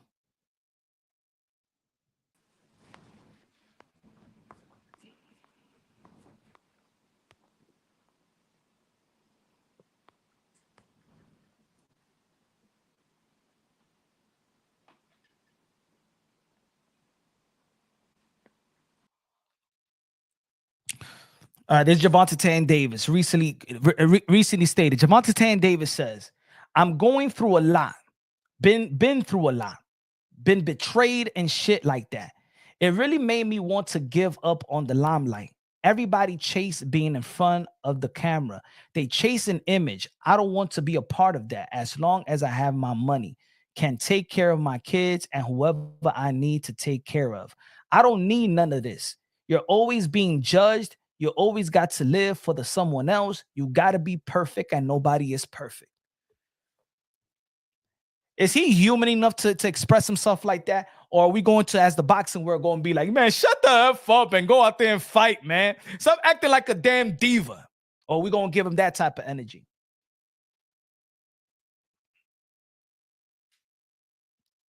I've been through a lot, been betrayed and ish. Or you don't think that Tank Davis, they haven't come up with some lost money? Javante Tank Davis still wants to get paid from all these other fights that probably he hasn't gotten paid yet. And now they telling Javante Tank Davis, you got this other fight. And Javante Tank Davis saying, I don't want to fight. I'm gonna give you an example. I don't want to fight. You still haven't paid me from the other fights. I ain't going to this press conference, bruh. Nah. But you got to, man. You signed it. Nah, man. But yo, where's my money though? I'm about to risk my life again, and you guys haven't paid me from the other fights. Hey, yo, this is gonna be the last year I'm gonna retire. Do you guys understand what's going on?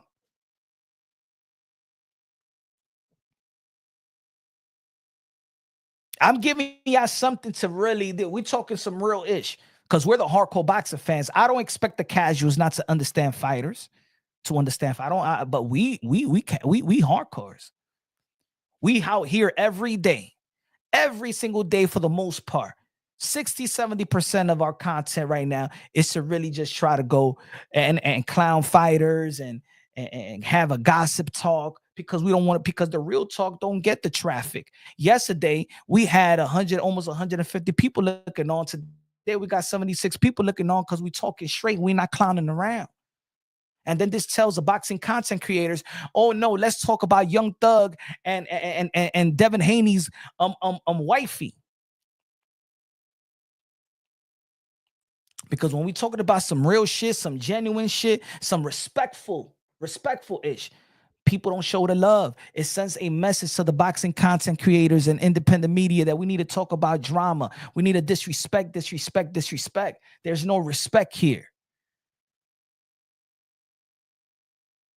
It's becoming apparent that people won't even allow platforms to be respectful because it don't sell.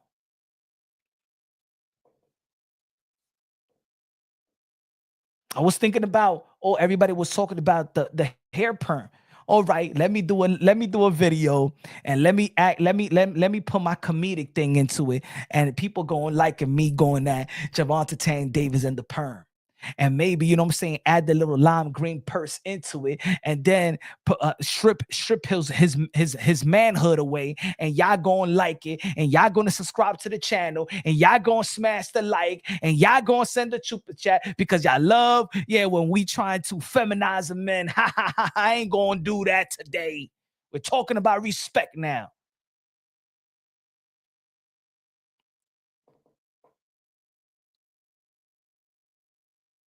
What's good, Claymore? Salute. They don't want to build to pure about the sport we love with the respect and the forefront. No, they don't. They don't. Because at the end of the day, people don't want to waste their time, and people want to be supported. So when people see when people see a content or a live that's being supported, and then they be like, oh, this is how you're going to support me. You think that people are crazy out here? You think that these boxing content creators out here don't know boxing? Most do. Most genuine. If I'm gonna tell you like this, folks, go to your favorite boxing channel and go to their favorite boxing channel and press the oldest video and look how they talking. in the beginning, they're respectful for fighters. They love the sport. I love the sport. Everybody is so jolly about the sport and speaking of the fighters and stuff like that. And then it gets to the man, come on, man. Like, where's the support? Where is the support? And then you diss a fighter. And then it's like, and then you diss another fighter. Oh, and then you clown it. And then it becomes more of a gossip thing. Then it's like, because if I start talking about Naoya Inoue versus Goodman, you guys ain't going to come show support. If I start talking about Naoya Inoue versus Goodman, you guys will not come over here to support Punch on Boxing. You're not. There's some people out here right now that's looking on saying, come on, Gervonta, come on, Punch, man. You know Gervonta Tanday with the lime green purse and he has his nail polish and shit like that. Look at his perm.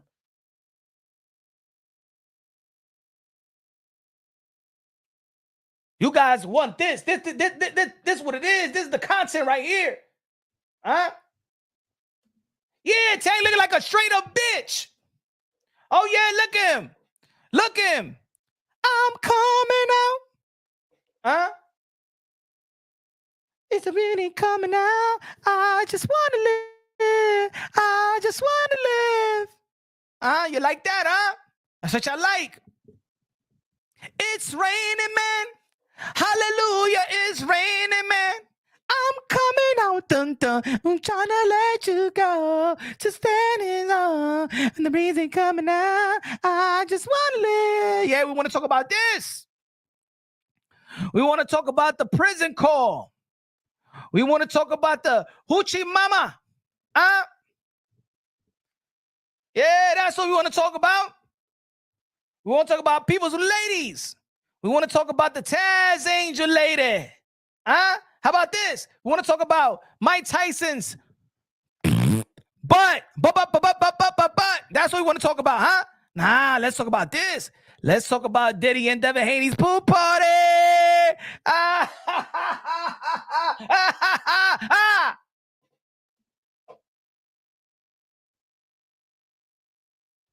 what I want to talk about, huh? You don't want to talk about this. Nah. You don't want to talk about that. You don't want to talk about that. We don't want to talk about this. This is boring. This is boring.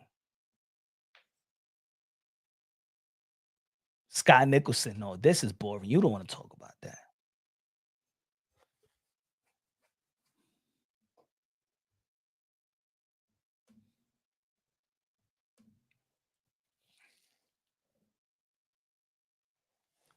People who never exactly JV. Shit, I used to have braids, man, for years. I used to straighten up. I used to perm and straighten up my hair. So my homegirl could do my hair really, really good. It's good when you gotta perm your hair, man. Gervonta Tanday doing the right thing. He's in between getting his hair braided. Y'all want to call him out on some look his new hairdo. That's not a new hairdo, man. He's wearing to get his hair braided, bro. And that's what I mean. Like a Gervonta Tanday probably want to be himself. And yo, you know what? Gervonta Tanday, if you notice when he's being comedic, everybody always want to say that he's being homo when he's just being comedic. And that's why I agree. When he's like, people don't want to allow him to be himself. Maybe he don't want to have a grin in his face and act like he's Mike Tyson. I noticed that's not Gervonta Tanday. That's not him. He wants to have fun. You remember in the what you call it, in his last fight with Frank Martin, the media week, when he was acting jolly and he stepped inside the ring. Me not knowing Gervonta Tanday, I already could tell that this guy is comedic, like he has a personality, but he can't even show his personality in boxing because every time when he show his personality, you guys degrade him. You guys don't let him be him.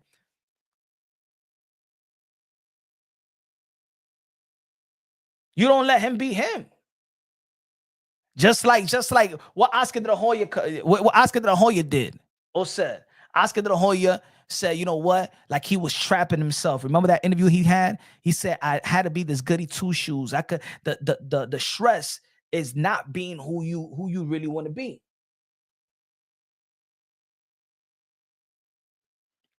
Yeah, they just want to tear you down. They just want to tear you down. What y'all like about this fight? Let's talk about this fight a little bit. Kid Austin versus Shakur Stevenson. A lot of people think that this is just going to go one way. A lot of people think it's just going to go one way, but I don't think so, ladies and gentlemen. Hey, yo, folks, I don't think it's just going to go one way. Have you noticed that in the in Reha season, they credit and reward the aggressive fighter. They reward the aggressive fighter. And let me tell you like this. Kid Austin got a lot of upside. Shakur Stevenson also got an upside. He's still young. Just hit his prime. One of the smartest fighter in the sport of boxing. I don't give a damn if you think that he's boring or not. Shakur Stevenson is one of the smartest fighters in the sport of boxing, and I believe got the best defense in boxing. He's a guy that makes very, very little mistakes. You could watch practically his whole career, and to be honest, it's hard to find a round where he's losing. It's hard to find any round in which somebody's outboxing him, outclassing him, outmastermind him. Nothing. I can't find one round. Shakur Stevenson, outside of that, Eder de los Santos, and look, I'm gonna give him the benefit of the doubt because we never really seen a Shakur Stevenson fight like that. I'm gonna give the benefit of the doubt with Eder de los Santos, and I do believe that he was injured. I'm not gonna take that away from him. Yeah, he was injured. And anybody that want to say he was not injured, no, he was injured. He was injured. He was injured. But do we? But us boxing fans, do we give a damn? No. Cool. He stepped inside the ring. There is no excuses. But my intellect is saying, yeah, something got to be wrong with Shakur Stevenson. Just like when I was watching the Manny Pacquiao versus Keith Thurman, and Keith Thurman ain't even throwing the left hook. I said something is wrong with Keith Thurman's left hand. If you watch the sport of boxing and you actually are a fan and really do film study, you know when there's a problem with a fighter.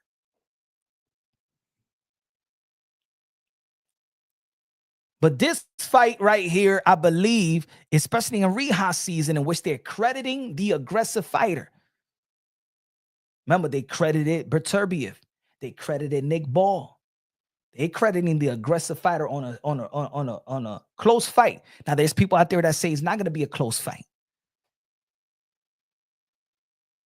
But Kid Austin knows these guys very, very well. He sparred these guys. He knows them very, very well. And I'm not saying that Shakur Stevenson doesn't know Kid Austin very, very well. I think that Shakur Stevenson, I think this fight, he's going to be fighting with a chip on his shoulder. But for Shakur Stevenson, as much that he is a great boxer and a great 12-round boxer, this fight right here, he cannot afford just to go 12 rounds. This is not me not saying that he shouldn't. All I'm saying is that in the sport of boxing, where we at today in 2025, is that the boxing fans care about performances more than accomplishments. This is the reason why Gervonta Tank Davis is at where he's at, and this is why Shakur, Teo, and Devin Haney is at what they're at in the current state. I do believe that Teofimo Lopez is more exciting than both of these guys, than Devin Haney and Shakur. But as of late, Teofimo Lopez hasn't been that electric fighter that many got used to in the 135-pound division.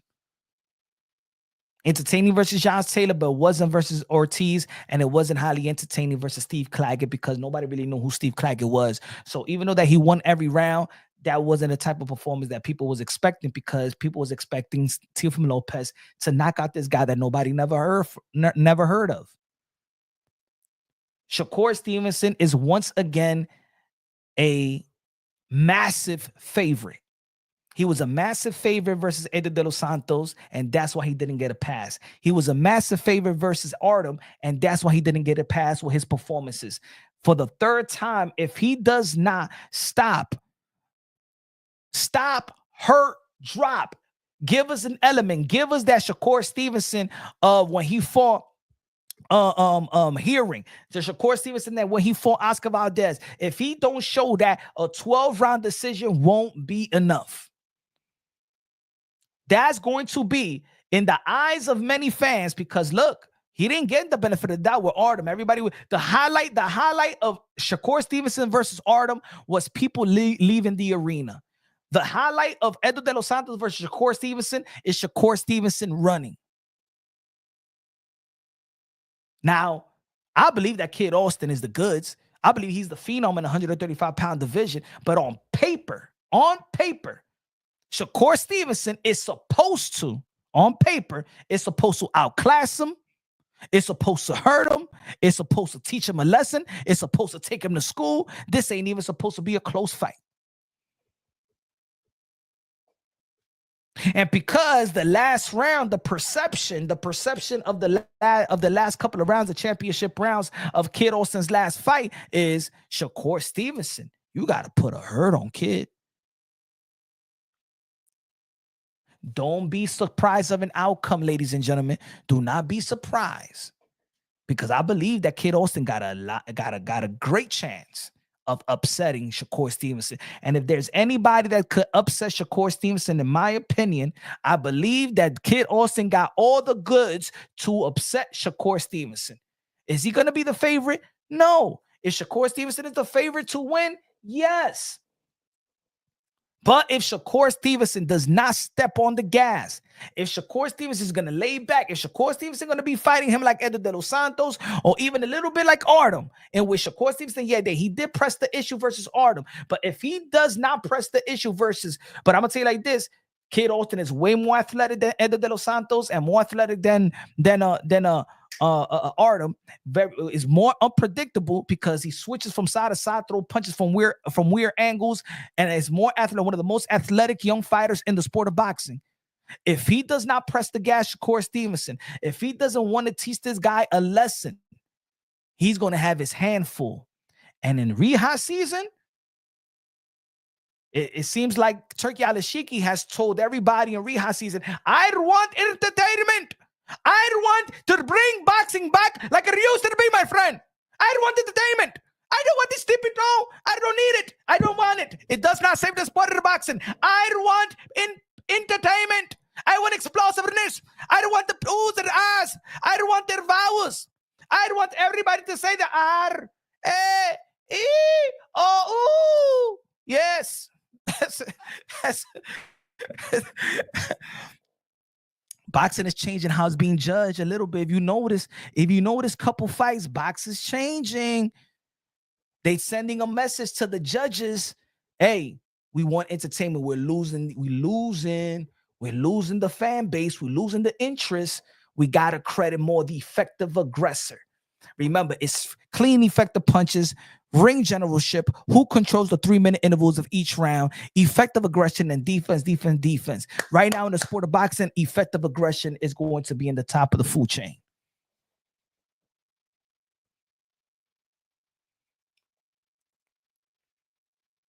He said, MLC said, Kid Austin is not faster than Edu de los Santos.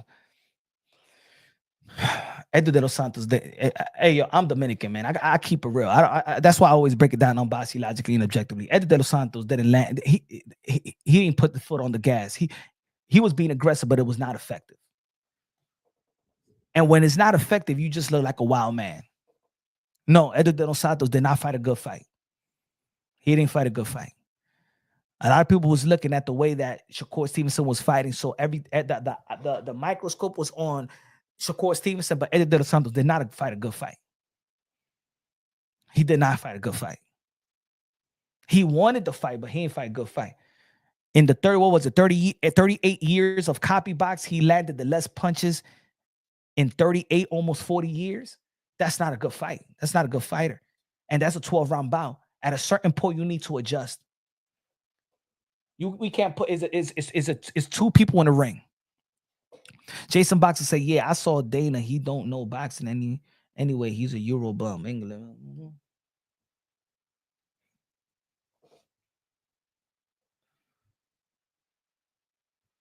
But I like this fight. I think it is an intrigue fight. You got a guy that's highly motivated, and that's what we want. You know, we want to motivate a fighter that's motivated to fight Shakur Stevenson.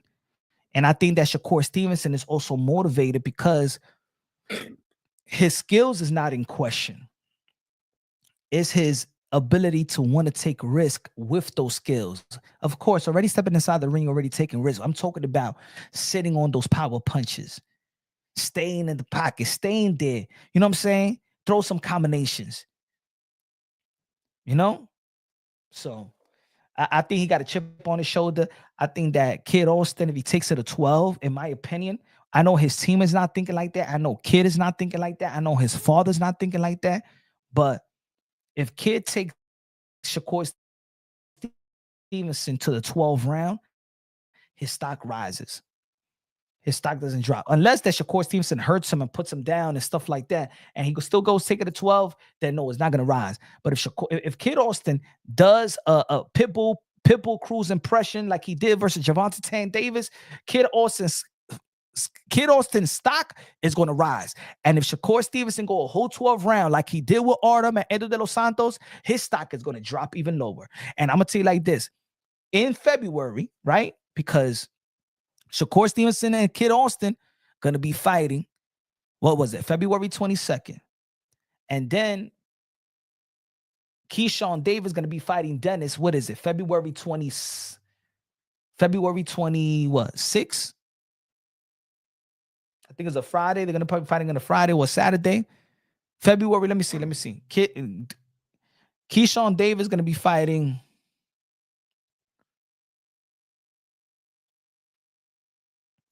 Keyshawn Davis.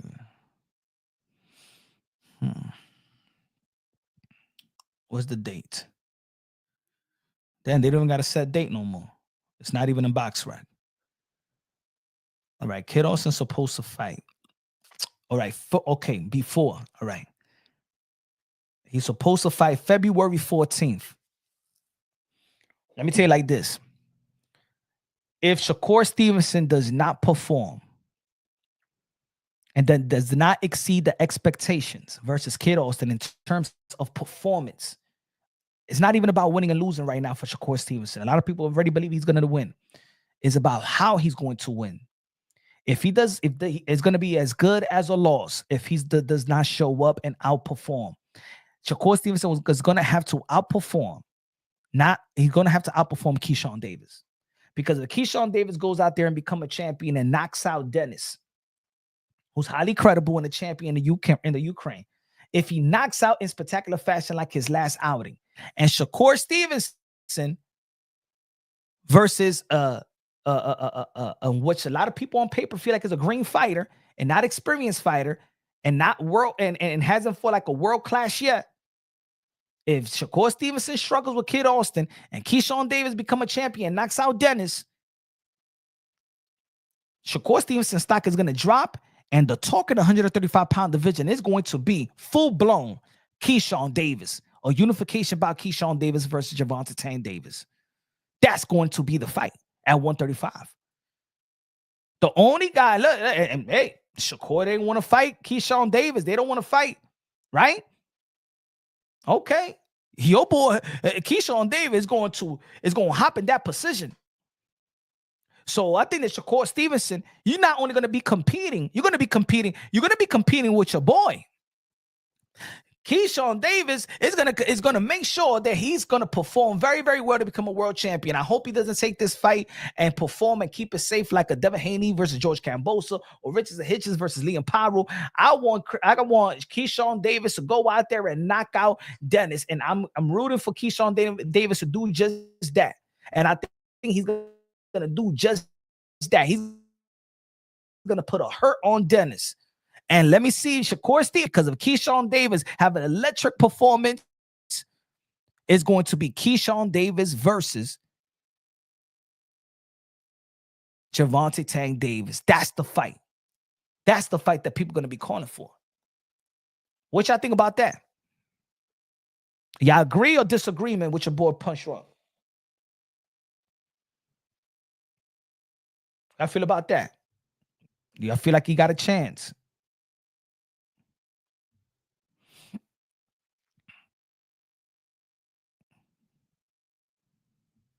Let me finish with this. Teofimo Lopez wants to buy out again. I'm leaving this post definitely. That was yesterday. We talked about this yesterday. Devin Haney said, you talk about black people, but need a black person for a payday. It seems like both of you guys need somebody for a payday. You know what I'm saying? I think that Devin Haney, and put it this way, I think that the Devin Haney and Teofimo Lopez need to stop going against each other. And if they and they're about the same thing, I think they should get together and start and do it together. Because I think they kill each other's momentum. I think they kill each other's momentum.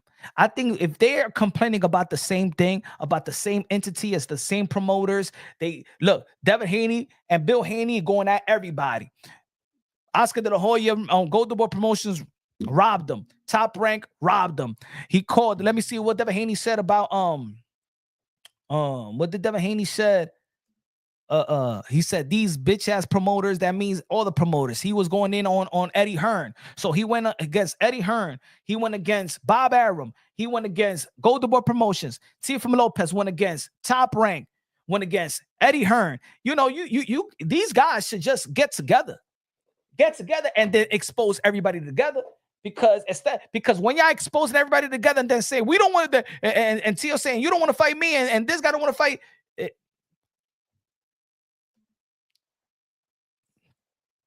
I believe that Teofimo Lopez should have, in my opinion, kept this behind the scenes a little, for the most part, and let the people talk. Because the talk before the tweets was that Devin Haney ducked you, that Boots Ennis ducked you. Even your haters couldn't say nothing about that. Teofimo Lopez haters was humbled for the past week and a half. Especially, and matter of fact, more than that, especially when Bob Arum said we send an offer, and Bill Haney was doing interviews out there looking like an ass. These tweets calmed everybody down on Bill and Devin Haney. It's like, oh, why you said that? Because now it gives Bill Haney the ammunition to say, well, I told you I didn't want to deal with Teofimo Lopez on Top Rank. He having trouble out there. I told you. So right now, ain't nobody talking about the Bill Haney situation or the Devin Haney not taking the Top Rank deal. Because why would the Top Rank take that deal if Teofimo Lopez is already saying what he's saying about Top Rank? Then it kills the whole momentum of these dudes ducking you. It kills the whole momentum. Publicly, it kills the whole momentum, but Teofimo Lopez is fighting another fight. He does not care about that. But what I'm saying is it was actually helping your brand. It was actually helping his brand out here. Timing is everything.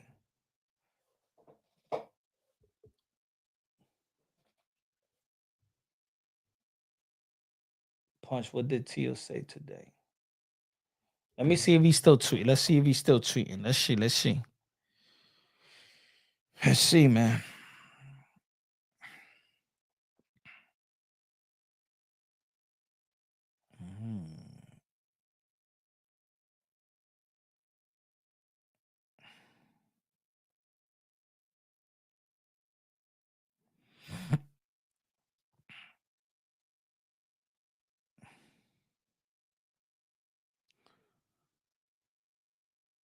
Hold on, let me see.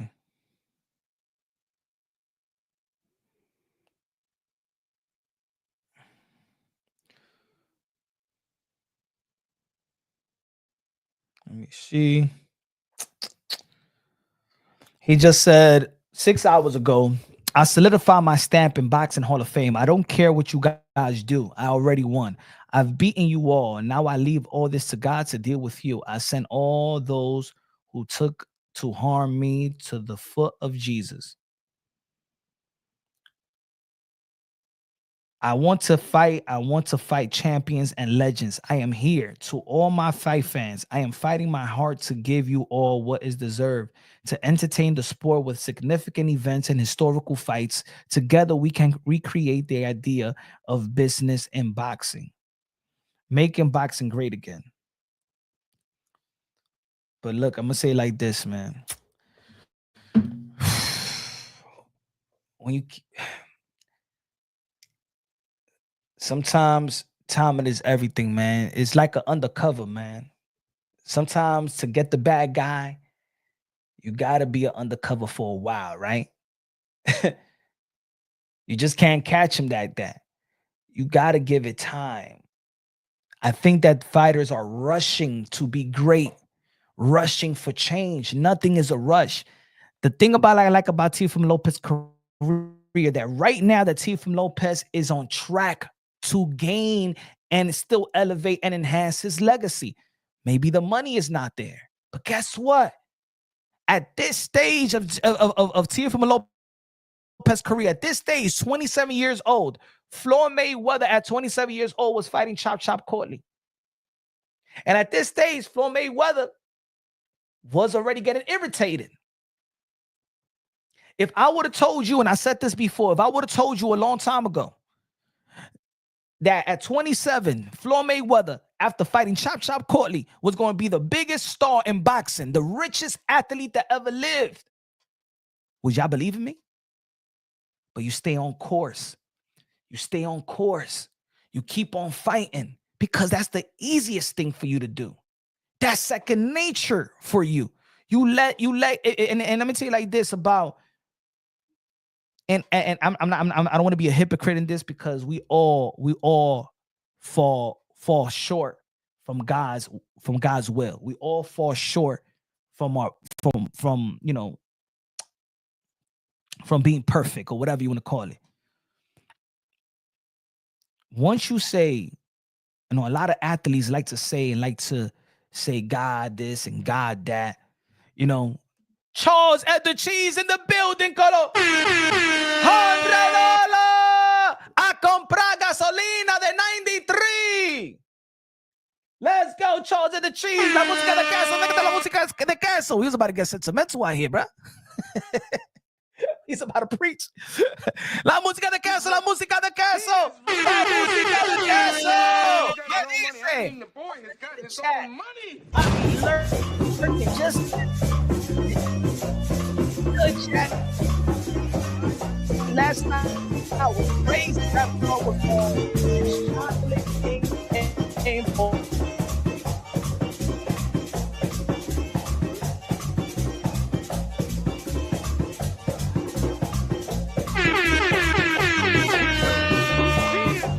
Dímelo, mi gente. DJ Camelo, Alex Sensation, págame la música y everything.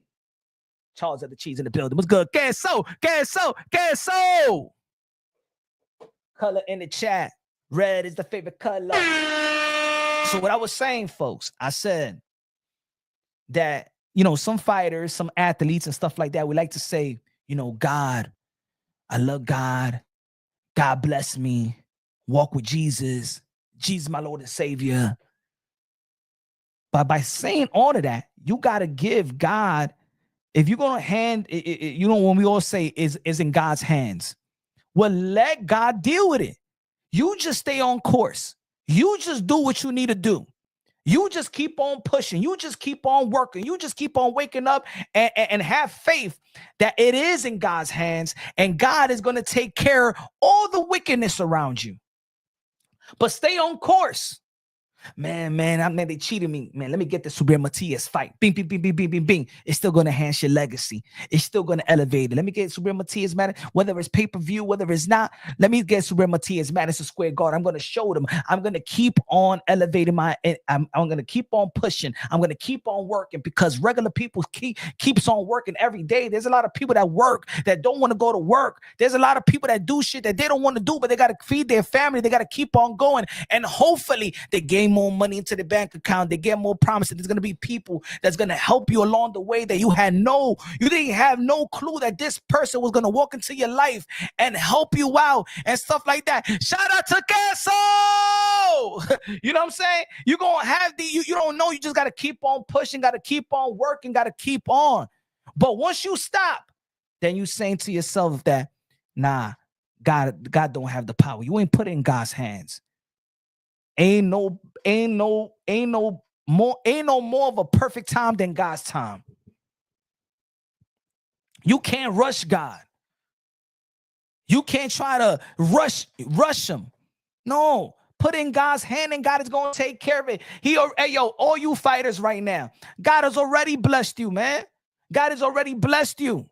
God already blessed you with being a champion, with being a successful, with becoming a millionaire, to helping your family. He already placed you. You prayed for it. You already blessed. Now it's blessing on top of blessings. But the more that you get blessed, and then you ungrateful, the more that you get blessed and you frustrated, and the more that God's blessed you and God bless you, and you still throwing these tantrums, you know what God is going to do? He's going to take all that away, because all the blessings that I'm giving you, you guys are ungrateful.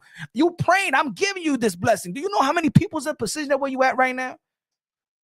Teofimo Lopez, do you know how many people in your position right now? Devin Haney, do you know how many people in your position you at right now? Javonta Tank Davis, do you know how many people in the world is in position you right now? You in a world sport. You in a world sport.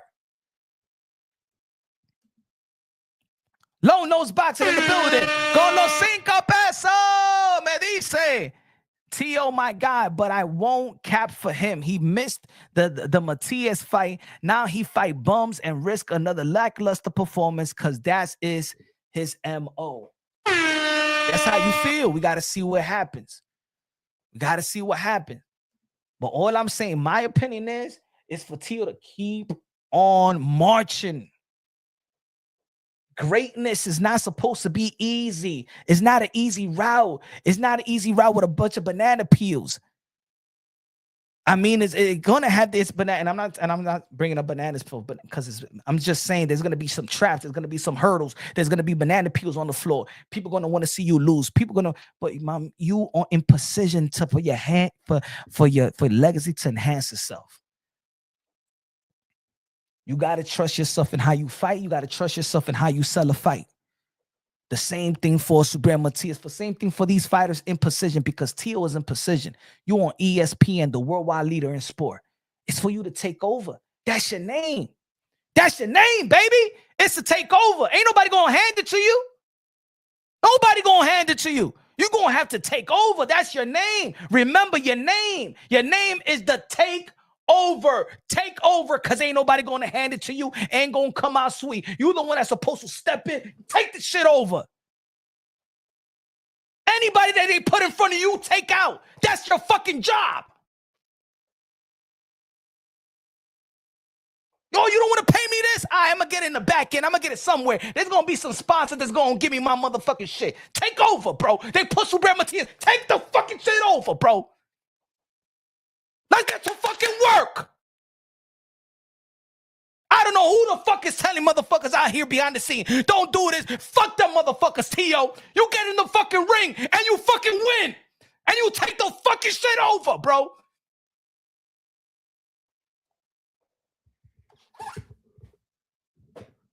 None of the motherfuckers out there was believing in you anyway.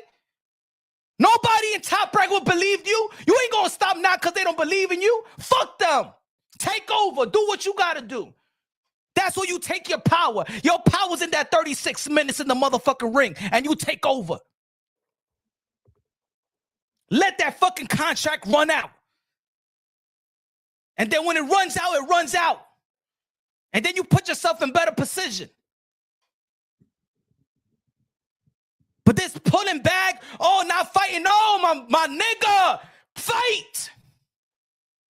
Knock Subriel Matias out or whoever they put in front of you.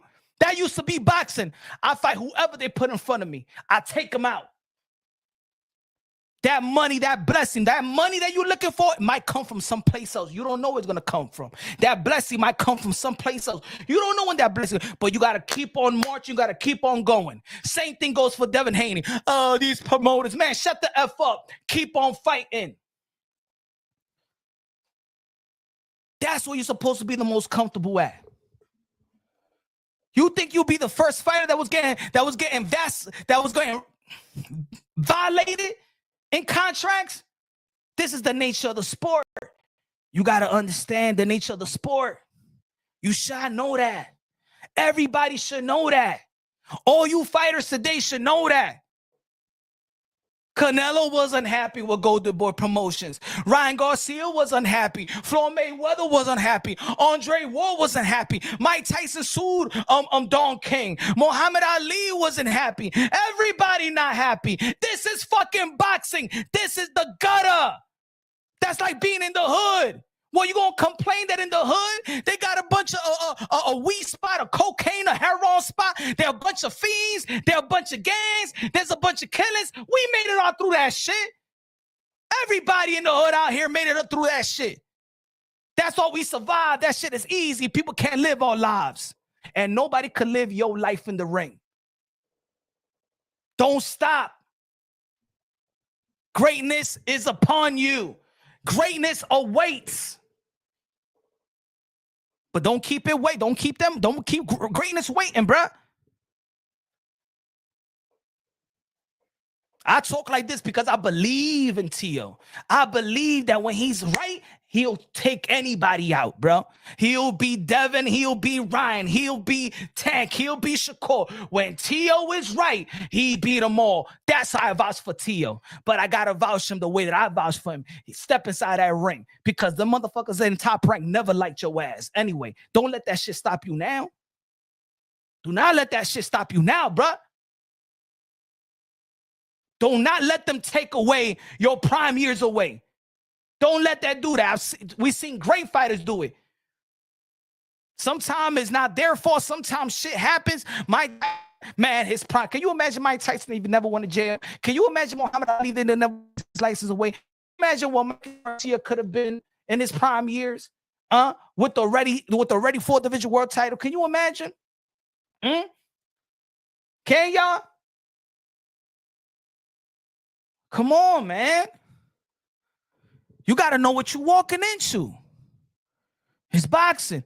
Or what you trying to say? Some fighters may be listening right now. Or you trying to say for us to get F, man, and the whole world is getting effed up out here, man. We pay for damn we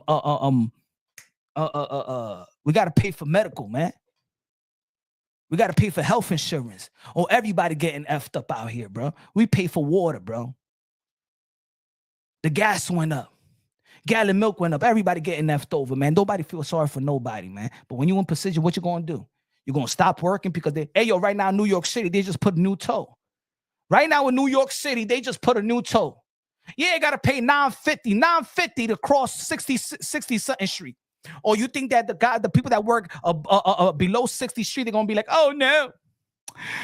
Now that's robbing me, man. Come on, man. Stop, man. Come on, New York. Come on, stop, man. For real. I ain't going to work. No, that's just gonna be too much out of my pocket. No, what you gonna do? You're gonna go to fucking work, and then you gotta hustle and get it from someplace else. There's some people that go to the street and hustle. There's some women that go to the strip and go to the pole and get their little lap dances. There's some women out there that F for money. There's some other dudes that work their 2 to 3 honest jobs. Ain't nothing gonna stop you, brother. Don't let it stop. Once you stop, you beaten. You got defeated. Tio, if you stop fighting, you're defeated. You let the evil entity defeat you. That's what the devil wants, for you to stop fighting. Because you work your ass off to be in the position that you at right now. And then it's to stop fighting. You a fighter. And within a fighter, what it is? Durability. You could overcome that. Stamina. You got to have all of that. You built for it. This is who you are. That's what the devil wants you to do, to stop fighting.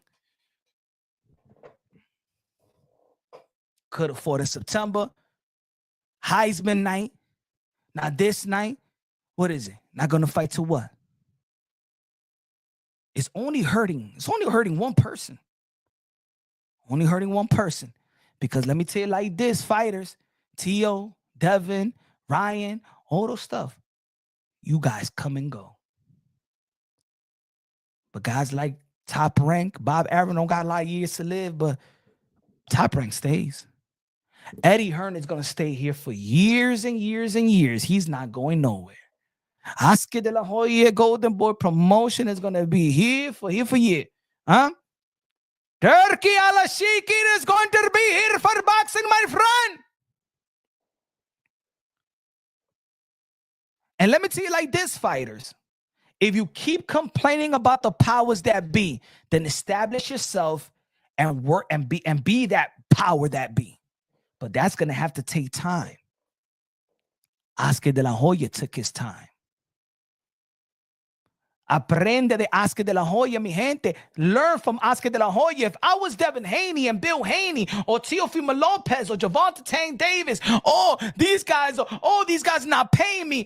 These guys, cállate la maldita boca, they're paying and paying. Coño, yeah. Make your fucking money and then become a boss.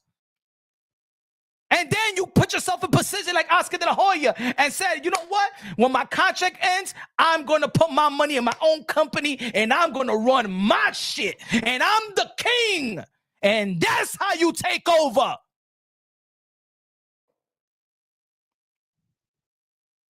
That's how you take over. But that comes within time. Put in the work and keep putting in the work until it's that time for you to pivot and become that guy who you're destined to be. DHP, act like DHP and stop saying, oh, Top Rank robbed us. And stop trying to take little munch and trying to hustle every promoter like Eddie Hearn and I'm taking a court for Oscar de la Hoya for $1 million because the New York State the commission took that. Stop acting like little fucking scavengers, bro. You in the position to take, you in the power position to be in a power position. If you understand what I'm trying to say. If I was Devin Haney and nobody bid it on the fight, I won't be bitching at Eddie Hearn. Oh, well, you ain't bid it on the fight, man. I thought that we was cool, man. You wouldn't be bitching about Top Rank not giving you money. You would have put that money that you said is the Devin Haney era. You would have bid it on your own fight, pay Sando Morton that $1 million and put that shit in a fucking horror in a horror cafe in Orlando, and you flip your own bill and let the whole world know that this is DHP. This is how we do business. And then you start making business and having a contract with those and have a budget and have a contract with those networks. But you got to put in the work. Stop trying to hustle everybody in boxing.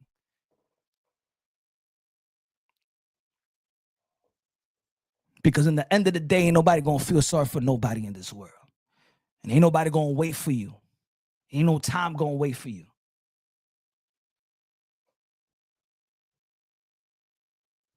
There's good people in this world, and then there's bad people in this world. And then there's good people, and then there's people in this world that you think is going to do something for you, and they never do nothing for you. And there's going to be people that come from out of nowhere, comes out of nowhere, and you least expect it. And they help you out when you was out of luck. Queso! Shout out to Queso, man. You don't know, brother. You don't know. You don't know, but you know. Well, you don't know, but you know.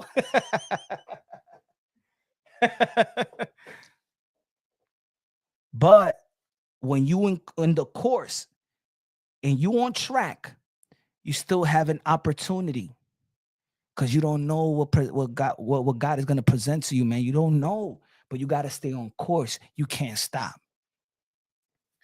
You can't stop, man. Once you stop, that's when you defeat it. Once you stop, that's when you defeat it, because that's what your haters want you to do. That's what the enemy wants you to do. That's what the wicked people want you to do. They win. They win. That's like fathers that's fighting for their children out there. And they go to court, and then you know what happens to them? They get so, oh man, this court, man, for real, my baby mama, forget it, man. Man, I don't want to deal with this shit, man. Fuck that, man. Have my money, man. I ain't dealing with this. And they become deadbeat dads because they stop fighting for their children. Who loses? You. Your kid don't give a damn about. Your kid is going to see you as weak. Why you ain't fight for me? Once you stop, oh no, it's because they wasn't valuing me. Hey, yo, let me tell you like this, man. Most of the time, people ain't going to value you like you thought you was going to be valued. Most of the people, your own family is not going to value. And let me, ladies and gentlemen, the people that's closest to you, don't. Let me tell you like this: the people closest to me, they don't even know I do this boxing shit.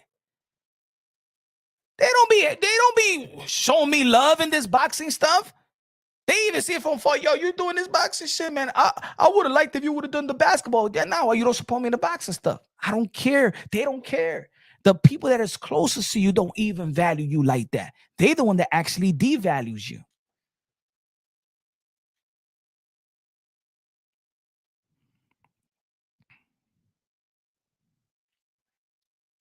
Boxing sometimes. Rap Montana said boxing sometimes is a dumb sport when you realize the business.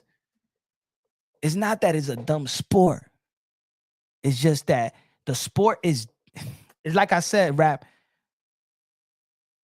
Everybody that knows boxing already knows the history and the corruption and the mafioso, and they know the element of boxing. Everybody knows it. Everybody knows the elements of boxing. Yes, the art is what's beautiful, but the business, woo, is ugly. Is as ugly as Clarissa Shields without makeup.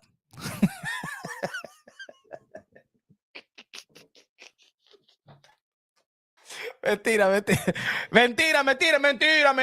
Okay, I'm playing around. Okay, hey, I'm playing around. I'm sorry. Okay, Clarissa. I used a little jokey. A little jokey, Clarissa. Huh?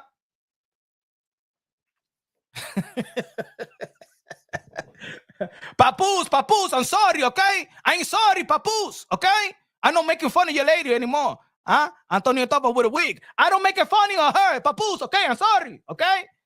Diablo, pero tú te fuiste con... You left Remy Ma pa esa tigra. Hey. Love is blind. And it could take over your mind and get the kinky love and the truly night. You gotta elevate and find.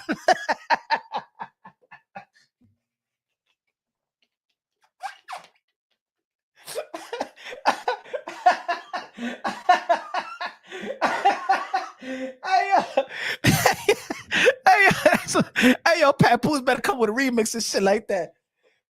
It's all right, Papoose. Diablo, tú dejaste a Remy Martin para esa tigra. Diablo, Papoose.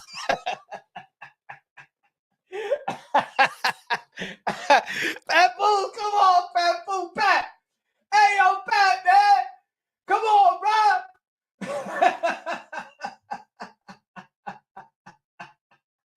Yo, Pat. Come on, Papoose. Come on, man. Stop playing around like that, bro. Come on, Pat. Stop it, Pat. Oh, man. Damn, man.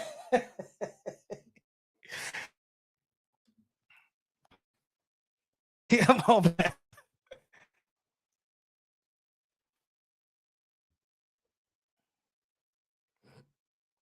Punch. Remy Ma was effing another dude behind Papoose back. What you he said, what would you have done beside getting a better looking chick? That's what I would have done. If I'm Papoose, if I'm gonna get cheated, at least I would have get yo. And guess what? Didn't Clarissa Shield cheated on her fiance with Papoose something like that? I don't know, but you come on, man. Like I'm gonna tell you like this. Come on, hey yo, men in the building, men, and we had Shy too in the chat. Ladies, men, ladies. You know, once you dealing with another chick and you're about to leave that current chick, you know your next chick gotta be looking good because then your ex gonna be like, damn, he's doing better now. Yeah, but she looked better than me too. But when you get a chick that was worse than your chick, she gonna be like, hey, look at that nigga. He ain't never gonna find a girl like me. And vice versa. You never deal with a chick, and then you see her new hubby, and you be like, diablo, man. Diablo pa eso. You start looking more down on your ex, like, all right.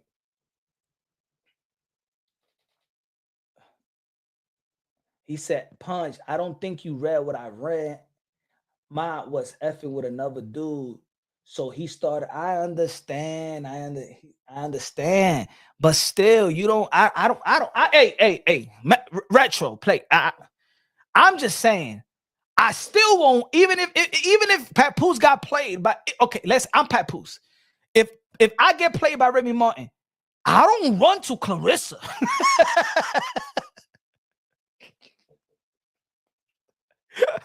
I do not run to Clarissa. I'm sorry, bro. Hey, yo, let's be real. I'm not running to no damn Clarissa, bro. If all right, Remy Ma. If I leave Remy Ma, right? Let's say another a woman that we know. Let's mention a woman. All right. The next, okay, Remy Ma, you'll be like, let's see a celebrity that we all know, so we can have a better idea what we're talking about. Hey, yo, fellas, help me out. Okay, you Papoose, you a Remy Ma, and now your ex is going to, and your new boo is going to be what? All right, put it this way. Me, I'm Papoose, and Remy Ma do me wrong. I'm going with Shy, right? I'm with Shy. I'm good. Hey, yo, I'm going. Hey, yo, Shy, what's good, boo? Hey, yo. You know what I'm saying? Let's be real, right? You don't go with a damn Clarissa. You get yourself a Shy. You get yourself a Shy 21. You don't go to Clarissa.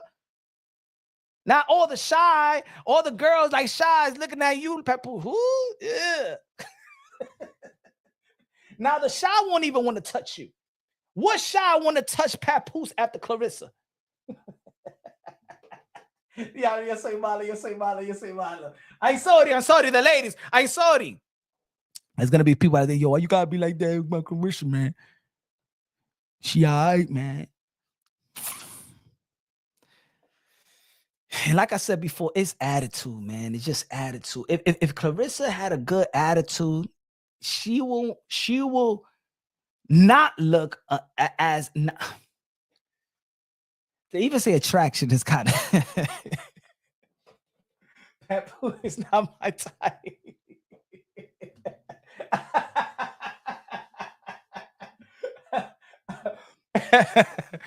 But you don't understand what I'm trying to say. You get yourself a nice, presentable looking queen. You can't go from Remy Ma to Clarissa, bro. And you can't. Yeah. Nah, you can't. You know what I'm saying? That's like back in the days, you know what I'm saying? You go from Nia Long to Lisa Ray, or Lisa Ray to Nia Long, right? You go from what was this artist I used to I forgot her name.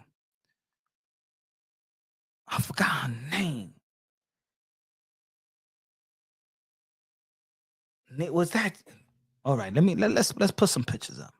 Put some pictures up. Punch really doesn't. Her attitude. I can't deal with what woman with that attitude. I can't deal with it. Let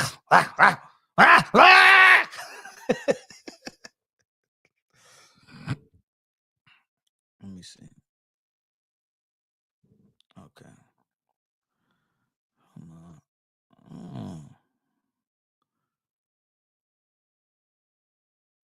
What was this? What's this? There's this. Damn, man. All right. Put it this way. Okay. If you go from Remy Ma, won't you go for Mia? I go for Mia, right? Okay, I got Remy Ma and she's an artist and stuff like that. After Remy Ma, I go for Mia, right? Mia, 45 years old. Mia looking like it. Mia se ve buena. He is sophisticated. She don't be showing all her clothes and stuff like that. Mia's still good, right? Right, folks? Mia, you go from Remy Ma to Mia. You don't go from Remy Ma to Clarissa Shields. Pa eso ya vete con un hombre con pinga ya. A mí con una mujer con pinga. Hey, yo, Papoose, Papoose, óyeme, Papoose. If you could go with Clarissa, Just go with Davina. I think Davina looks better than Clarissa. Hey, ladies and gentlemen, Davina looks better than Clarissa to me.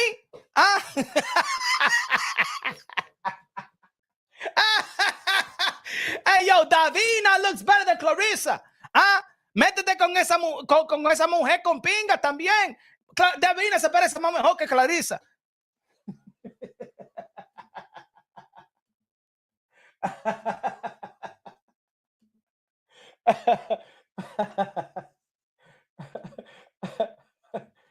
Yo, this what it is when you're a woman. When you are a woman that men don't like the attitude, don't feel like you that attractive because of your attitude. Look, Clarissa Shields like this, but with her attitude, what men see is this.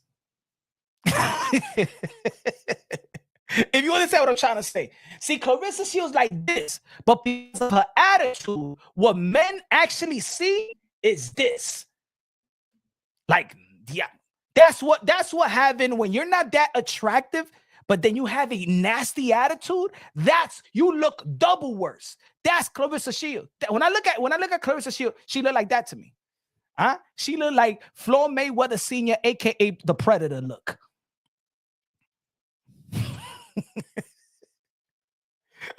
I got my taste, and you guys got yours. Okay, I got standards. Okay, I got standards.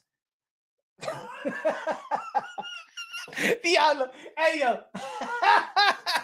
Shai said, Paz, no, don't do that. Ay, bendito. No, porque esa tigre habla mucha mierda. No me gusta esa tigre. Ya. Yo lo voy a decir. Nobody wanna say it, but yo lo voy a decir.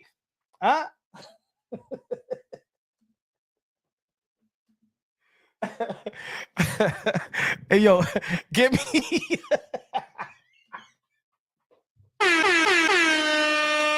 Hey, yo, Solo said, yo, give me Cyborg over Clarissa. Yeah. Hey, yo, Clarissa, listen up. You better change your attitude, because if there's guys out here saying they rather date Cyborg over you, you got a problem. Clarissa, you have a problem. You got men out here that rather go with Cyborg and lick her feet, than be with you, Clarissa. It's because that I'm telling you, man, is that attitude is a nasty, jealous, envy. Esa boca de ella. Yeah.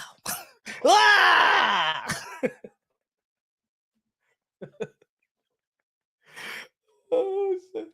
My brother said he'll go with Cyborg, then go with Clarissa. Man.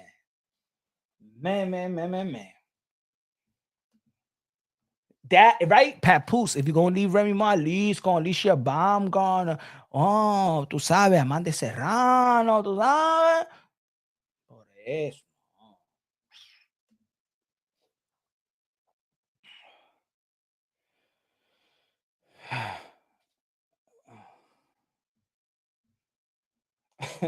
He said the Predator. Rap Montana loves Clarissa Shields. Hey, yo, Rob Montana, right? Rap Montana boxing. Hey, yo, what would you do if Clarissa Shields asked you for a date? What you tell her? So, Rap, I heard you from the UK and stuff like that. You know, I'm a world champion. I'm better than all the girls. They call me the GWO. You know what I'm saying? I'm better than all them bitches. And I got a movie out, biopic of me. So you know you gotta be interested in me, Rap. Cause I'm a 3-time undisputed. I'm better than I beat all these dudes out here. I beat Jake Paul, I beat Thurman, I beat Triple G. Fuck it. You know what I'm saying? So, Rap, what you think? You want to take me on a date?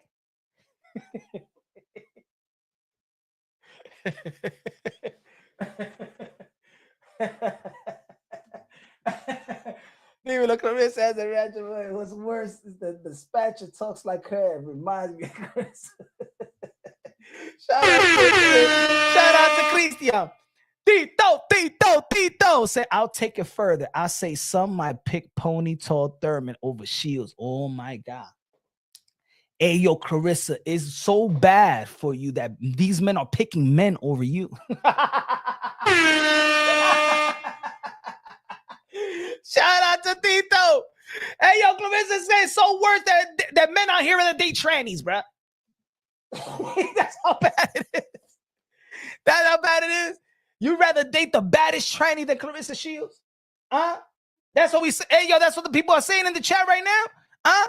Clarissa, hey, yo, there's men out here, they rather date the baddest tranny than to date you. Wow, bro. Nah, let me stop. All jokes aside. All jokes. No, little jokey joke don't hurt. You know, a little jokey joke. Out here we comedic. Don't take everything serious.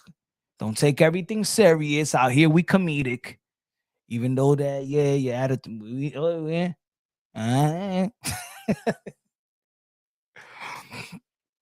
But ladies and gentlemen, man, thank you for joining me, man. Again, man, I just hope that I hope that, you know, Teo don't keep on. I hope Teo keep on fighting, man. Just keep on. You're gonna be blessed. It's not gonna come easy. The blessing is gonna come from where you might least expect it. You might be working for it. Keep your faith in God. All the fighters, you know what? You should have proved them wrong, man. Devin Haney, Bill Haney, that 100K threshold, you and Teofimo Lopez, y'all would have done way more than that. Yeah, they would have done way more than that. You should have signed that deal. Y'all would have done way more than that. With the promo of you and Senior, of Bill and Senior going back and forth, and Teo, man. I just want this dude really to truly get his flowers. And I think that if Teofimo Lopez keeps on staying on track, keep on fighting, and keep on, I'm telling you, the blessing is gonna come. Blessing's gonna come. But anyway, that's their business, that's their career. I'm just a guy looking outside looking in. That's what it is. Let me know what y'all think, man. Yo, everybody subscribe to the channel, smash the like button. Y'all already know we're going live tomorrow, 7:30 p.m. Eastern time. Shout out to everybody in the chat and a member. Become a member if you haven't become a member to the channel. Love y'all. God bless. And on to the